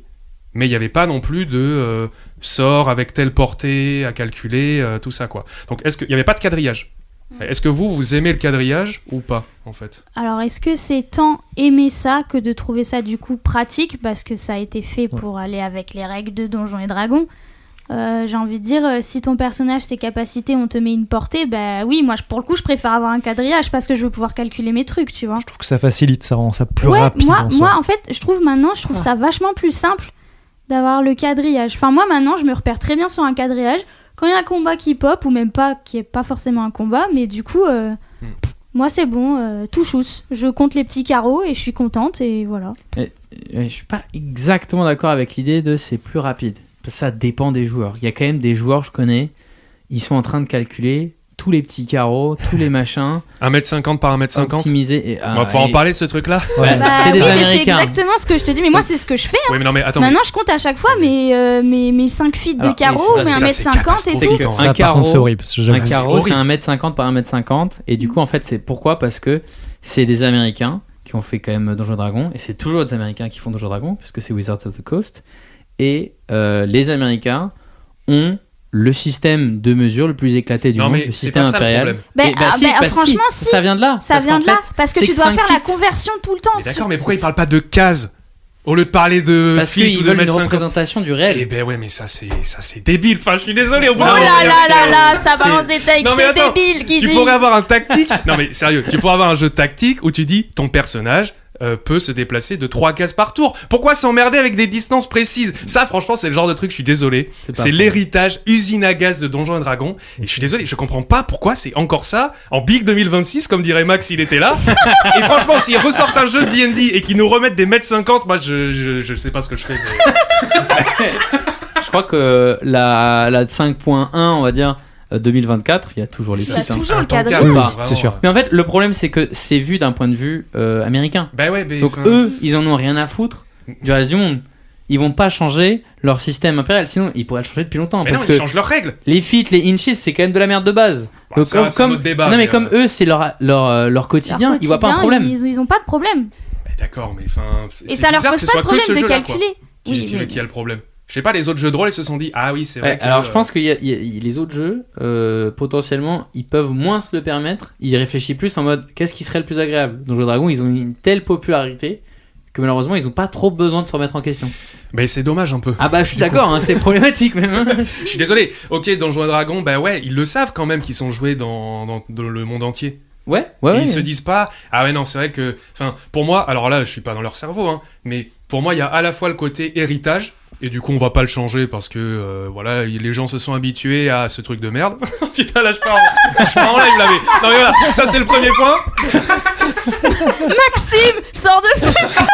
C'est bien parce que non, mais ça, Antoine, franchement, c'est le truc qui me gonfle dans Donjons et Dragons, c'est vraiment ce mètre 50 là, je n'en peux plus. T'es obligé de faire la conversion à chaque fois. Non mais franchement, c'est affreux. Donc ouais, il y a à la fois le côté héritage et aussi le côté, oui, en fait, on est un jeu un peu réaliste, tu vois. Donc on va pas parler de cases, tu vois, ça nous sortirait de l'immersion et de la cohérence de l'univers. Alors que il y a par exemple un jeu de James Tornad qui s'appelle, alors là j'aurais plus le nom, en tout cas un jeu inspiré des dungeon crawlers, donc, type D&D, et il le dit dans les règles, il dit dans ce jeu on ne parle pas de maître ou de je sais pas quoi, on parle de cases, parce que c'est bon, on n'a pas besoin de mètres pour comprendre qu'on parle de distance, tu vois. Eux ils font ça, je pense, pour la cohérence de l'univers, le côté un peu simulationniste entre guillemets. D'un point de vue game design, c'est catastrophique à tous les niveaux, ce truc-là. Donc voilà, je tenais à le dire. Non, je suis d'accord, hein, c'est moi, je suis à un point où je réfléchis même plus à la conversion, je dis juste 5 feet par 5 feet. Je sais pas exactement à quoi ça correspond. Oui, c'est vrai, au pire, mais... tu transposes pas. Hein. Tu ouais, mais dans les règles, hein. c'est marqué comme ça. Dans les règles, on te dit en oui, mètres. Si tu regardes les règles en français, c'est marqué comme ça. Ouais, c'est vrai qu'on a tendance à on joue en anglais avec l'appli D&D Beyond. Mais tu vois un débutant qui achète le livre initiation, on parle mètre 50. What the fuck, une virgule. Je suis d'accord, mais... parce que, c'est vrai. Parce que pour le coup, moi quand je faisais des initiations, je me disais non mais c'est des cases. Faites pas attention, c'est des cases. D'ailleurs, même souci pour moi qu'on pourrait référencer. D&D Beyond, du coup, qui a été racheté par Wizards of the Coast, ça fait un moment quand même que ça existe. Moi, je me rappelle, j'ai découvert parce que je regardais Critical Role et que du coup, c'était sponsorisé par D&D Beyond, donc j'ai découvert à ce moment-là. Et c'était deuxième campagne de Critical Role, donc c'était il y a au moins 7 ans, quelque chose comme ça. Facile, sûrement plus. Et depuis, toujours pas une version dans d'autres langues. Il y a que D&D Beyond ouais, ça aussi, anglais. Ça par contre, c'est du coup, pour faire 5 feet, ouais. c'est pas si compliqué, tu vois, de dire bon bah je réfléchis en 5 feet, voilà, pourquoi pas. Mais quand justement t'as un sort et t'as un petit doute sur comment ce qu'il fait et tout ça, t'es obligé du coup de traduire ou tu le dis à voix haute, tu demandes à quelqu'un qui parle peut-être un peu mieux anglais, enfin c'est une galère un peu aussi. Ouais, c'est vrai, ça là-dessus c'est clair. Non, je suis d'accord, c'est la pire des purges. Ok, on est au moins d'accord le là-dessus. système empirique, désolé, mais faut les se faire foutre. Hein. Le système. Mais bon, en attendant, moi je me satisfais de mes petits carreaux et compter mes trucs. Je suis d'accord. Non, mais bien sûr, enfin, moi, ça n'empêche pas de jouer. Mais moi, c'est le genre de truc où je me dis, mais. Oui, mais par contre, c'est vrai que c'est une perte de temps. Ça prend du temps en plus. Donc, ça dessert peut-être un petit peu l'histoire sur le fait que tu vas prendre plus de temps en effet à organiser tes actions parce que tu dois respecter les portées des trucs, calculer sur ton quadrillage, positionner ta figurine et voilà. Ça là-dessus, c'est clair. Mais pour le coup, ça, sans carreaux. Là, c'est compliqué. Oui, sans carreaux, par contre, c'est infaisable aussi. Si t'as aucune visualisation du truc, c'est pas possible. C'est pour ça qu'en fait, les battle maps et les quadrillages, vraiment, ça va de pair avec les règles. Tu vois, elles ont été écrites comme ça aussi. Donc, Oui, c'est pour ça que pour moi, c'était intrinsèque. Hein, moi. Ouais, oui, voilà. ma question, c'était est-ce que vous appréciez ce truc-là Pour moi, j'aurais tendance à penser si t'apprécies pas la battle map, tu peux difficilement apprécier Donjons et Dragons. Ouais, voilà, ça c'est mon avis. C'est ça. Ouais. Moi, c'était plus aussi dans ce sens-là que je disais j'aime bien les battle maps parce qu'en fait, quand je joue à Donjons et Dragons, je sais aussi à quoi m'attendre, tu vois. Je sais que je vais devoir faire cet effort-là pendant les combats quand il y aura des battle maps. Je trouve l'intérêt aussi de la battle map, c'est que tu peux penser aussi autrement. Tu peux penser en level design, en conceptualisation de niveau des différentes choses que tu vois. Tu peux te dire, là, il va y avoir un truc, ce sera en hauteur, il y aura tant de distance parce qu'ils pourront pas le savoir. Tu as une autre dimension de pensée en tant que maître du jeu, de par le côté avoir une battle map. Oui, tu penses tactique au final. Aussi. Ouais. C'est ça. Que t'as moins forcément dans d'autres jeux où c'est plus théâtre de l'esprit. C'est ça. Où il peut y avoir une tactique, mais elle est beaucoup plus conceptuelle au final. Ça rejoint le truc de Donjons et Dragons. Il y a tellement de règles que c'est vrai que si tu veux tout faire en théâtre de l'esprit, non, mais c'est pas fait pour. Tu pètes un plomb, c'est pas fait pour en fait. C'est clairement pas fait pour. T'as besoin de pouvoir visualiser des trucs. Mais Warhammer, c'est du théâtre de l'esprit. Il y a pas de battle map. Warhammer, le jeu de rôle. Ah oui, le jeu de rôle. Parce que j'étais en mode Warhammer, t'as full battle map, mon gars. Pas le wargame, le jeu de rôle Warhammer. Oui, pardon. J'avais littéralement en tête le fait que même Warhammer, le Wargame, c'est bien pire en termes de Ouais, règles. c'est clair. On parle de jeu de rôle, on parle de jeu de rôle. Et du coup, j'étais perdu. Ouais. Après, c'est sûr que c'est quand même... ça fait partie du paysage, quoi. Je sais pas si on se débarrassera, tu vois, de Donjons et Dragons un jour ou l'autre. Est-ce qu'on peut espérer que, par exemple, une 6ème édition qui soit en cours permettrait de gommer des défauts ? Je sais pas. En fait, le problème que déjà, je pense que le côté généraliste, on risque de le garder dans tous les cas parce qu'ils ont aucun intérêt à changer. C'est ce qui marche. Hein. C'est ça. Après, le côté 5 feet, c'est remplacé par une case. Non mais voilà, là, pas si dur quoi à changer. Ben ouais, ça. C'est Non, mais clair. après, c'est bien d'en parler. Parce J'ai qu'en passé effet, mon coup de gueule, voilà. Mais t'as raison, c'était. Pareil, C'est intéressant. traduire D&D Beyond dans les langues les plus parlées Ça, dans je le savais monde. même pas que c'était pas en C'est pas français très compliqué du tout, non plus, tu vois. Ouais, j'avoue, ça, ils ont fait Tu le aucun fais en effort français, là-dessus. tu le fais en espagnol, tu le fais Surtout en que- mandarin, arabe, et voilà. Surtout que quoi. les livres sont déjà traduits, ils existent déjà. Oui, donc bah t'as 80% du travail qui est déjà fait. Oui. Ouais, c'est du foutage de gueule un peu. Non, moi, je Pardon, voulais- mais. J'aurais voulu juste très vite fait répondre à ma propre question, mais je sais pas si j'aime les battle maps. De manière générale, pas trop, même s'il y a des jeux comme Secret of Eons qui m'ont un peu redonné goût à ça, mais qui ont des mécaniques plus simples. Mais il y a quand même le côté figurine que tu vas déplacer sur un quadrillage que j'aime bien. Ouais. En tout cas, je préfère le théâtre de l'esprit, mais je suis pas du tout contre la battle map, quoi. Hein, je peux aimer. Et quand même, dans Donjons et Dragons, je me rappelle de parties, et là je vais aller dans votre sens, où la battle map et les mécaniques très ancrées, enfin, on va dire dans le dur, tu vois, du jeu, créent une sorte de stress en tant que joueur de si je joue mal, peut-être je peux mourir en fait, tu vois. Ouais, il y a du player skill. Hein, pour le Et coup. ouais, exactement, il y a du player skill et du coup, ça donne un peu plus de concret peut-être, parfois aux actions que tu peux faire, aux actions que le MJ va faire. Et alors qu'en théâtre de l'esprit, parfois on peut un peu plus se reposer sur l'arbitrage du MJ qui va dire bon ok ça marche, Et- tu vois. Alors que là, la battle map fait que tout le monde voit en fait le bordel qu'un combat peut être ou au Et- contraire une réussite épique ou ce genre de choses. Quoi. Et c'est hyper intéressant ce que tu dis parce qu'en fait moi ça rebondit totalement avec un vécu que j'ai eu qui est que je trouve qu'en combat par exemple tu vas affronter une forme de boss, un antagoniste important et il y a une part de ok comment cet ennemi interagit avec du coup mes collègues aventuriers, est-ce qu'il a des faiblesses, comment fonctionnent un peu ses capacités. Il y a presque un aspect un peu enquête. Je veux essayer de comprendre comment il fonctionne. Et parfois aussi, même une satisfaction à reconnaître un ennemi et à savoir un peu comment justement il fonctionne. Et j'ai fait du coup des campagnes où j'ai reconnu des ennemis et j'ai pu comprendre comment ça fonctionnait et c'était très, très plaisant. Et à l'inverse, un ennemi que du coup j'essayais de cerner, comme le maître du jeu ne respectait pas véritablement les règles de Donjons et Dragons, c'était extrêmement frustrant de me retrouver face à au final un ennemi qui avait presque une armure de scénario quoi. En fait, je peux pas Ouais. je peux pas Après, le toucher ça, c'est quoi. dans la plupart des JDR quoi, si le MJ Oui, mais du coup dans Donjons et Dragons, il y a cette attente de Ouais. je suis censé comprendre en fait. Tu Mhm. vois. En tout cas, il est censé avoir une mécanique qui est dans le jeu qui l'explique et pas un truc hyper arbitraire en mode ta gueule c'est magique quoi. Ouais, complètement. Cette fameuse phrase.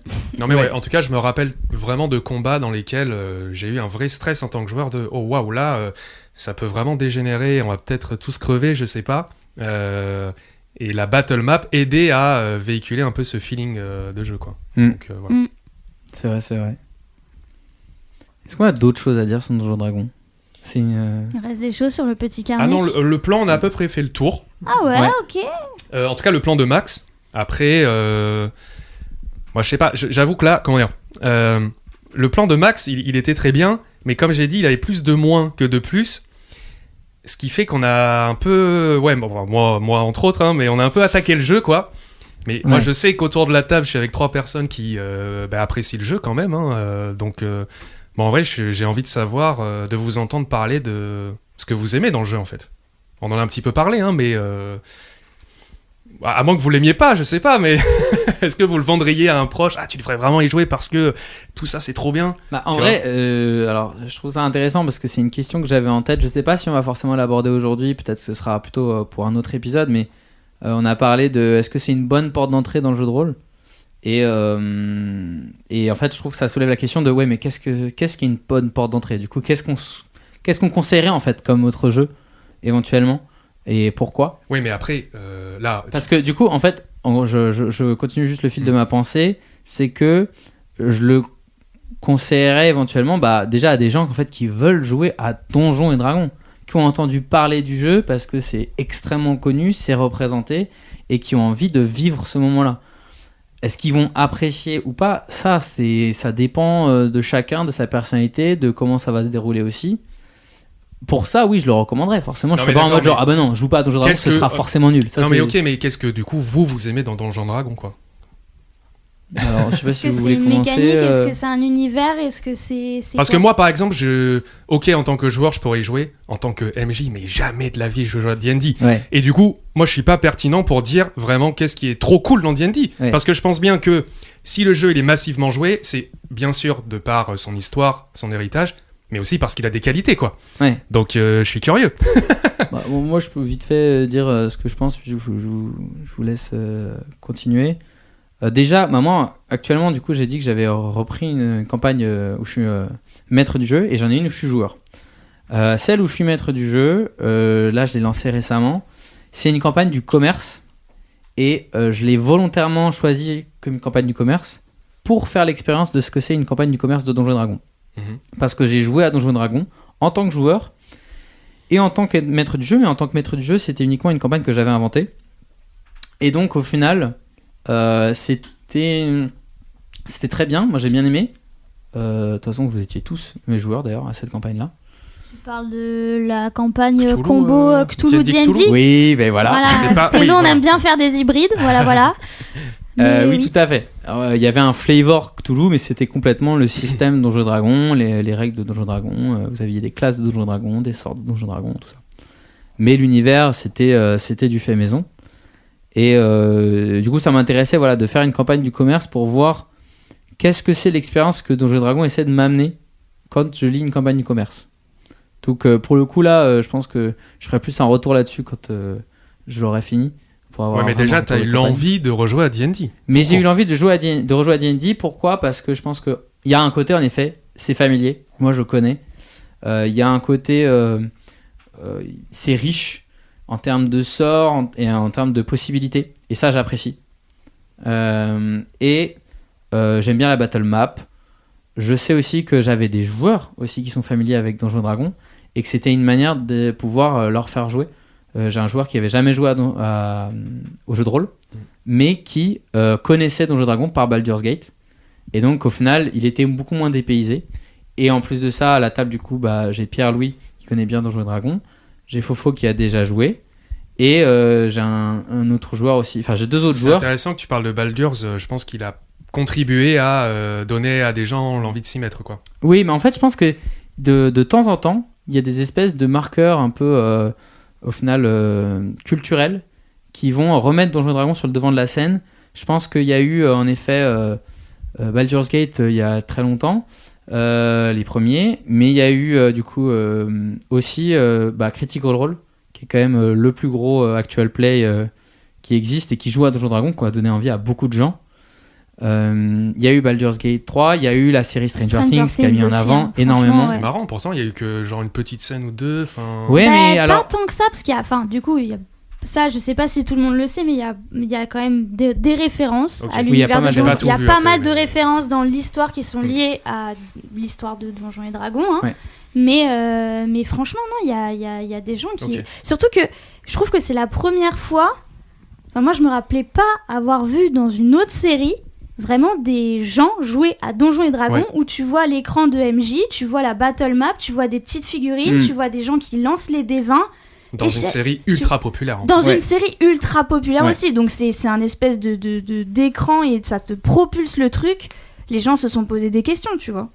Oui, et du coup, dans la série, il y a quand même pas mal de créatures dangereuses qui sont dans la série vraiment, qui sont vraiment des vrais antagonistes, qui pour le coup ont le nom de créatures qui sont de Donjons et Dragons. Oui, mais c'est les personnages qui les appellent comme ça en fait. de mémoire. Alors, il y en non, a- ils ont même, c'est carrément leur nom, je Il crois. y en a, ok, c'est pardon, carrément d'accord. leur Ok. nom. Hein, mais Ouais. Il y a vraiment un parallèle qui est fait. Après, il est, on va pas Il est- spoiler il est quand fluide. même. Ouais.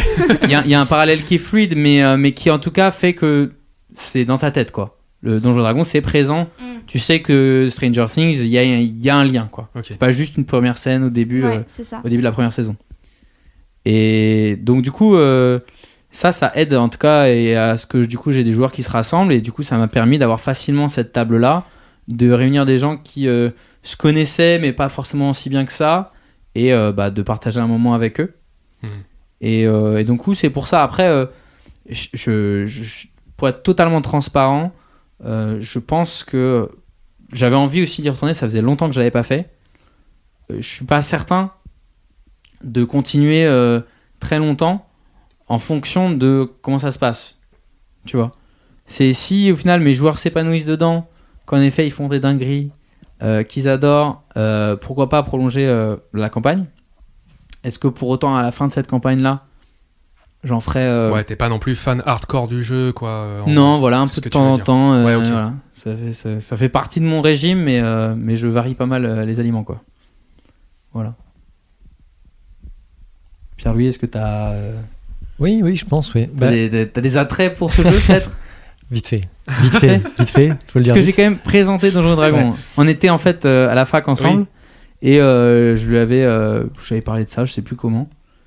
J'ai bu. Et t'es tombé fort dedans, t'es tombé dans la marmite. t'as fait un C'est tunnel. vraiment, T'as vraiment fait. T'es l'exemple de la personne qui fait un tunnel de Ah Donjons ouais. et Dragons. Moi, je Oui. me disais, je connais un peu, je suis un peu Mais calé, ouais, j'aime bien. mais pour ça que j'aurais voulu Pierre-Louis, entendre il est Pierre-Louis allé un beaucoup petit plus peu, fort. parce que là on parle depuis un petit moment, mais moi j'ai vraiment envie d'entendre Pierre-Louis. Mais pourquoi vraiment tu kiffes le jeu à ce point? Bah, en fait, je pense que ce que j'aime bien, c'est, il y a plusieurs raisons, et je pense que la première, c'est pas la plus importante, mais la première, c'est vu que c'est très l'entrée culturelle, c'est très le cliché. Et je pense qu'en fait, les gens ont beaucoup envie de jouer des clichés. J'ai envie de jouer le cliché du chevalier en armure rutilante, et j'ai envie de jouer le cliché du nain avec sa grosse hache, j'ai envie de jouer le cliché du mage qui est un connard mais qui fait des sorts super forts. Et je pense que les gens sont très attachés aux clichés, et c'est pour ça que ça marche, en fait. Et je pense que c'est la raison, qui donne envie. C'est vraiment, j'ai envie d'être Gandalf, j'ai envie d'être Gimli, j'ai envie d'être... Voilà, c'est des clichés. C'est des clichés, des références que t'as et que t'as envie d'incarner, quoi. Et ce sera toujours stylé, le chevalier en armure rutilante. Ce sera toujours stylé, et c'est normal. Et je pense que c'est la raison qui fait que j'aimais beaucoup ça, parce que c'est totalement dans ce cliché-là, pour le coup. Et je pense que la deuxième raison, c'est que je trouve que c'est un bon entre-deux, entre la narration et le tactique. C'est-à-dire qu'en fait, il y a un jeu qui est quand même très tactique, donc ça me gratte un peu sur les éléments que j'aime bien, où je dois réfléchir, je dois essayer. Je suis un peu un min-maxeur. C'est vrai qu'on n'a pas dit ce terme encore. Min-maxeur, mais, c'est Faut quelqu'un expliquer le qui terme, ouais. aime, quand il fait un personnage, aime vraiment tout contrôler, Il presque optimise. optimiser son personnage pour un truc très spécifique, pour pouvoir faire des dingueries sur un truc très spécifique. Ouais. De par la connaissance des règles. Et moi j'aime bien faire ça, parce que ça m'aide vraiment à polariser un personnage sur quelque chose de très spécifique. Et c'est pour ça que je trouve ça très intéressant. Et donc vraiment allier ce côté très tactique, très je dois réfléchir à comment je vais jouer, en même temps t'as une autre part un peu narration, un peu plus floue, un peu plus libre, qui rajoute une couche par-dessus. Je trouve que c'est le bon juste milieu entre un wargame à la Warhammer et un jeu entièrement narratif, ouais. Et je pense que c'est la raison principale. Ok.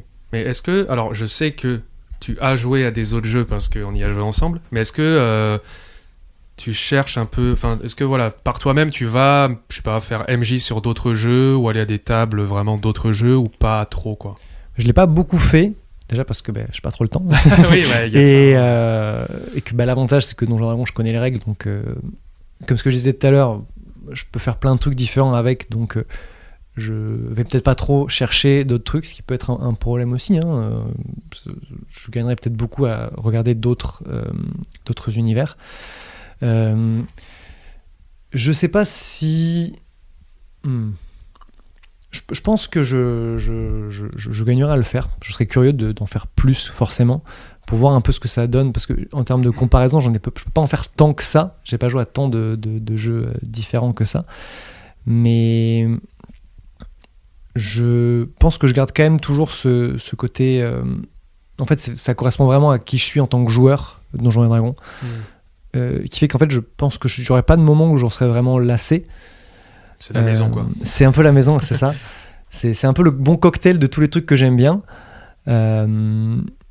Mais après, toutes les autres campagnes que j'ai pu faire sur d'autres ou one-shot que j'ai pu faire sur d'autres jeux, j'ai assez apprécié aussi parce que ça change un peu. Et puis, même si Donjons et Dragons se prête bien à peu près tous les univers, il y a forcément des univers qui sont spécialisés dans un truc, qui font ça très très très très très bien, et qui du coup c'est absolument super. Moi je me souviens de la campagne qu'on avait fait Explorateur, ouais. J'avais adoré, c'était génial, c'était génial. Oui, Donjons et Dragons, tu peux pas tout faire. Tu peux pas faire. Enfin, tu peux faire de la science-fiction, par exemple, ce genre de truc. Tu peux. Ah, tu peux. Oui, tu ok. peux. Ouais, c'est vrai qu'il y a des trucs genre Starfinder et autres. Enfin, t'as des modules quoi qui te permettent de. Spelljammer notamment. Ouais. T'as un peu comment ça s'appelle la planète au trésor. Ça fait un peu ça. Oui, non, mais oui. Maintenant que j'y pense, t'as tellement d'univers. Ouais. Oui. Quoi j'ai le sourcebook pour le coup. Ouais. Le Spelljammer. Ouais. Oui, ambiance planète au trésor. On va parler de ça en dehors de ce podcast. Fofo, du coup, ton attrait pour Donjons et Dragons, Elle aime pas en fait. En fait, je sais même pas si je peux vraiment expliquer. Ça m'attire de fou, mais c'est clairement pas mon jeu préféré. C'est juste, je pense que j'y ai juste pas assez joué. À Donjons et Dragons ? Non. Ah ouais, t'as pas mal joué quand même. Mais non, mais j'ai pas. En fait, j'ai encore l'impression d'être novice à Donjons et Dragons. Parce que déjà, de 1, je me suis jamais farci les règles, encore une fois. J'ai jamais masterisé Donjons et Dragons. Peut-être que le jour où je le masterise, ça sera fini. Donjons et Dragons. Et moi, ça sera en fait, c'est nul. Non, mais... En fait, j'étais tout le temps avec des super bons MJ. Je sais pas trop comment expliquer, mais voilà, j'ai l'impression de pas encore y avoir assez joué. J'ai encore cet attrait de la nouveauté qui me dit « Ouais, je pense que j'ai pas encore vu les grosses dingueries qu'on peut faire dans Donjons et Dragons. » Et ça me rend curieuse de fou. Et pourquoi tu rigoles ? Ça me fait rire parce que je sais pas, je trouve que c'est un discours que j'entends chez certains fans de TCG, de jeux de cartes à collectionner. Non mais là je sens il y a une nouveauté qui va être incroyable et un petit côté addiction, tu sais, genre ouais, c'est ça. Genre tu vas jamais épuiser le contenu quoi. C'est ça, parce que j'ai quand même joué pas mal à du Donjons et Dragons. Après j'ai arrêté pendant un temps, donc j'ai testé plein d'autres choses. Et malgré le fait que j'ai testé autant de choses, quand Jules nous a proposé sa campagne Donjons et Dragons, je dis mais je suis gavé chaud, tu vois. Mais vraiment, j'étais trop contente et en vrai, je suis trop contente. Mais c'est purement personnel. Je sais pas, c'est la vibe du jeu, c'est les calculs, le côté narratif, tous les personnages que tu peux avoir. Moi, franchement, je suis aussi parfois, c'est paradoxal de dire ça, j'aime énormément l'imagination et créer des choses, des situations, etc. Rebondir juste sans forcément des capacités. Mais en vrai, j'aime bien aussi qu'on mâche le travail, tu vois. Et là-dessus, Donjons et Dragons, encore une fois, ça mâche le travail. T'as ta fiche de perso, t'as toutes tes caractéristiques, t'as toutes tes compétences, t'as tes sorts. T'es en mode, vas-y, là, je vais faire des bangers. Ou alors, il va m'arriver des trucs terribles. Mais c'est pas grave, ça fait partie du game. Et c'est ça qui est trop cool. Donc moi, je sais pas, j'ai encore cet attrait de la nouveauté. J'ai pas assez poncé le jeu pour me dire, ça vaut plus le coup. Le côté, le jeu, il a une profondeur, quoi. Et du coup, en fait, c'est ça. Il a une profondeur. Pour moi, j'ai vu que la surface, là, de D&D, tu vois. Ah ouais, mais il faut beaucoup y jouer pour voir la profondeur. Mais non, mais après, ça, c'est mon, mon ressenti, tu vois. Ça se trouve, il y a des gens, ils font une partie, ils disent, c'est bon, moi, j'ai vu ce que ça donnait, ça m'intéresse pas, ou alors je pense que j'en ai fait le tour, quoi. Moi, j'entends totalement ce discours, et juste, j'avais envie de rajouter... à la table que j'ai, du coup, moi je rejoue à Donjons et Dragons aussi parce que j'ai cette table-là. Parce que, mais pourtant, tu disais que tu étais joueur aussi à côté. Oui, mais en fait, en gros, pour être exact, j'ai un ami du coup, qui est très fan de Donjons et Dragons et j'avais jamais fait de jeu de rôle avec lui. Et du coup, j'avais grave envie en fait, d'avoir cette expérience-là avec lui et je sais que Donjons et Dragons, c'était le jeu le plus facile en fait, à mettre en œuvre. Pour le coup, pareil, Pierre-Louis, ça faisait très longtemps qu'on n'avait pas joué ensemble.